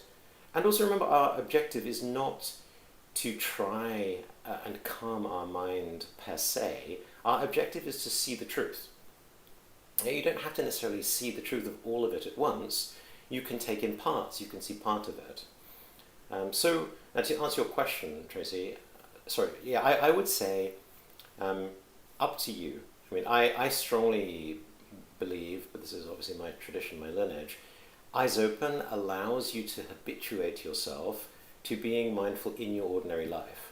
Whereas if you practice with eyes closed or half closed, you won't develop the physical, emotional, mental associations to respond with mindfulness in ordinary life when your eyes are fully open, right? Because you'll have developed this association that mindfulness is done with eyes half closed or closed. So I think for that reason alone, I think it's much more powerful to practice with your eyes open. Now, I understand that it can be challenging, and so we may, early on in our path, back to the charnel ground and forest glade, we may need more of a forest glade, we may need a simpler environment, and that's fine and that's good, right? But I would encourage you to, and maybe, even if you're not practicing all the time with eyes open, you can come at it the other way, as you're going through your daily activity from time to time, just to remind yourself to know what is happening right now. You don't have to close your eyes in order to know what is happening. You just have to remember, right? Just remembering the three marks, anicca, dukkha, anatta, right? Impermanence, unsatisfactoriness, non-self. You don't need to close your eyes to do that. And remember, meditation above all else is not about a particular posture. It's about familiarizing yourself with the truth. Okay, your second question was, could you speak a little bit more about the Vajrayana Nindra practice, and especially the Nindra Ga at Siddhartha's intent? When it might be advisable as a next step in the path, and also as a preliminary practice takes many years, would it be appropriate for practitioners of all ages? Yeah, so I think, as we've said before, there are 84,000 paths, and you should be guided, at least in the early days, by your sense of connection and inspiration, because the most important thing is practice. Because the more you practice, the path will naturally fall apart anyway. You'll graduate to higher and different forms of practice, and that's normal and that's natural, but only if you actually do your practice, right? And if you don't find your practice inspiring, it doesn't matter how high or how noble it might be, it's not going to help, right? I'd far rather you pick a practice that might seem, less high, but do it a lot, because you're going to make a lot of progress that way, versus picking some, supposedly wonderful practice that you never do is just not helpful. So that's the preamble. So I think a lot comes down to your personal inspiration, what excites you about practice, which practices feel right, which teachers, etc. Right? Now, in terms of, how much time do I need?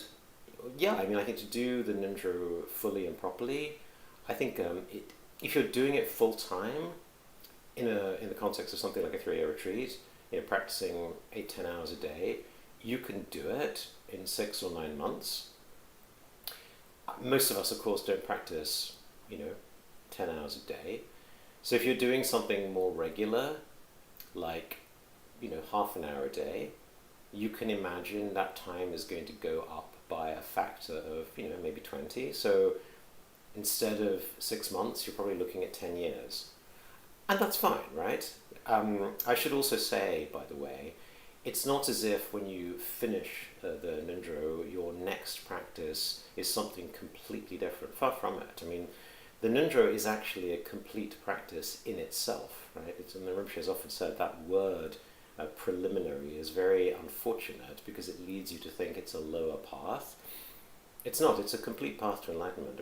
If you just were to do that for the rest of your life, that in itself already is a complete and very rich practice. And don't forget, right, as we talked a moment ago about the horse and the donkey, forget the Nindra. Even just doing mindfulness of breathing, if you do that and bring the 3 marks, if you do that and know what is happening as it is happening, that already is as high a practice as you can get, right? Because again, the practice is not, how high or high low. It's not the form as much as the intention, the attitude, the quality of mind that we bring to whatever it is that we're doing. Right? So don't forget that. But if you're interested, then yes, I would encourage you, send a note to Siddhartha's intent, sign up, get going. I think it's wonderful. I love it. I strongly recommend it. A question from Lydia. When I follow something closely, knowing it as it appears, there's a point when I disappear completely, but I know that I've disappeared. Is this disappearance another projection, since it's something that I'm aware of? And I would say, as Rinpoche said, right, any time you have constructed a thought, a narrative, or a meta-narrative, any way of making sense of, or narrating, or remembering what's going on, that's just another thought, right? So your only job is to know that thought is happening as it is happening. Right? I think for those of us who are more intellectually inclined, it's very easy to start to get into this very sophisticated analysis of what's happening, but that is no longer practicing, knowing what is happening. That's just another more elevated form of distraction.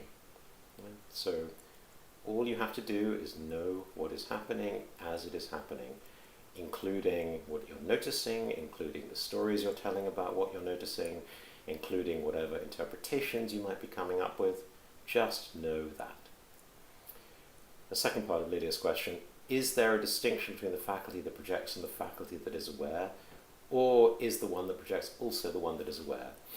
I'm not sure I can distinguish the two. They seem both to be there all the time. and I think I just gave you the quote from Rinpoche, at the beginning they will seem to be separate, and as you practice more and more, the wall between subject and object will collapse. Yeah? Awareness is self-awareness. And if you keep practicing, you will experience and realize that yourself. Okay, question from Lucy.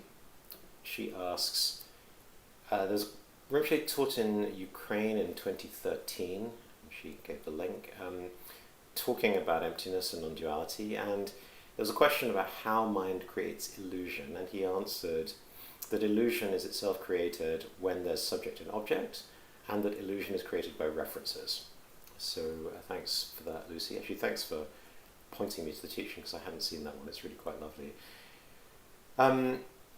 And so I'll just paraphrase. He said, the moment the mind has separate subject and object, that's already illusion, right? It doesn't require anything else.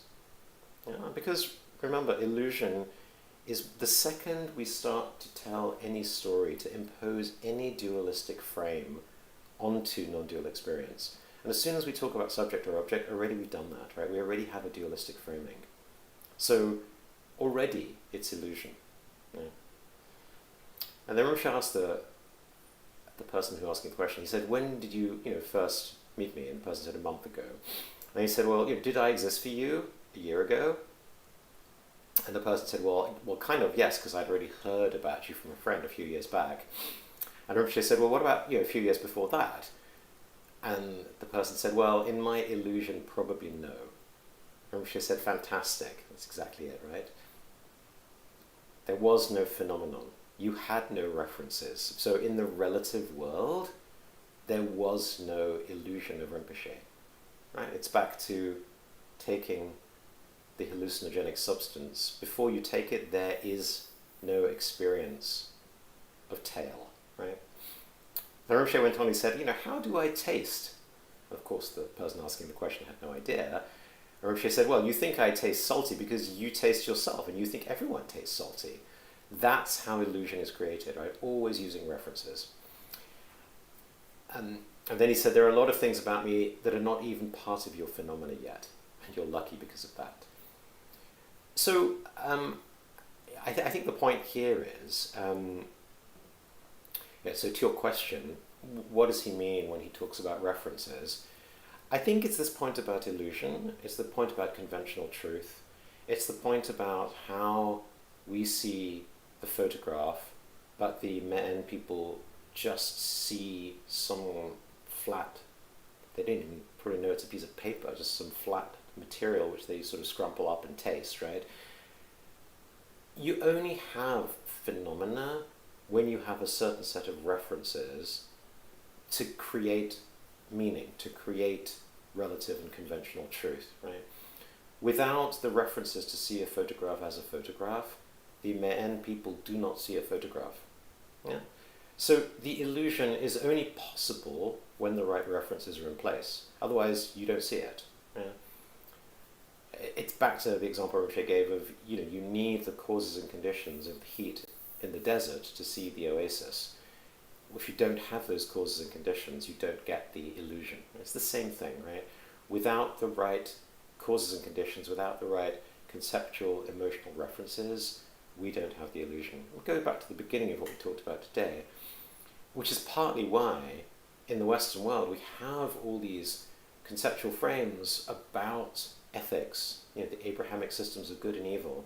We have all these conceptual frames about truth and logic and rationality. And so it's creating references, it's creating phenomena for us all the time without us even realizing, right? And so that's why it's so challenging for us to really understand and practice non-duality, because we have to undo that entire conceptual apparatus.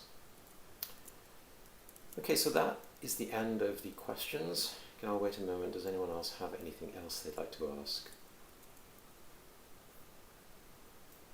Okay, no. So once again, thank you, and I wish you a good week and look forward to seeing you next week.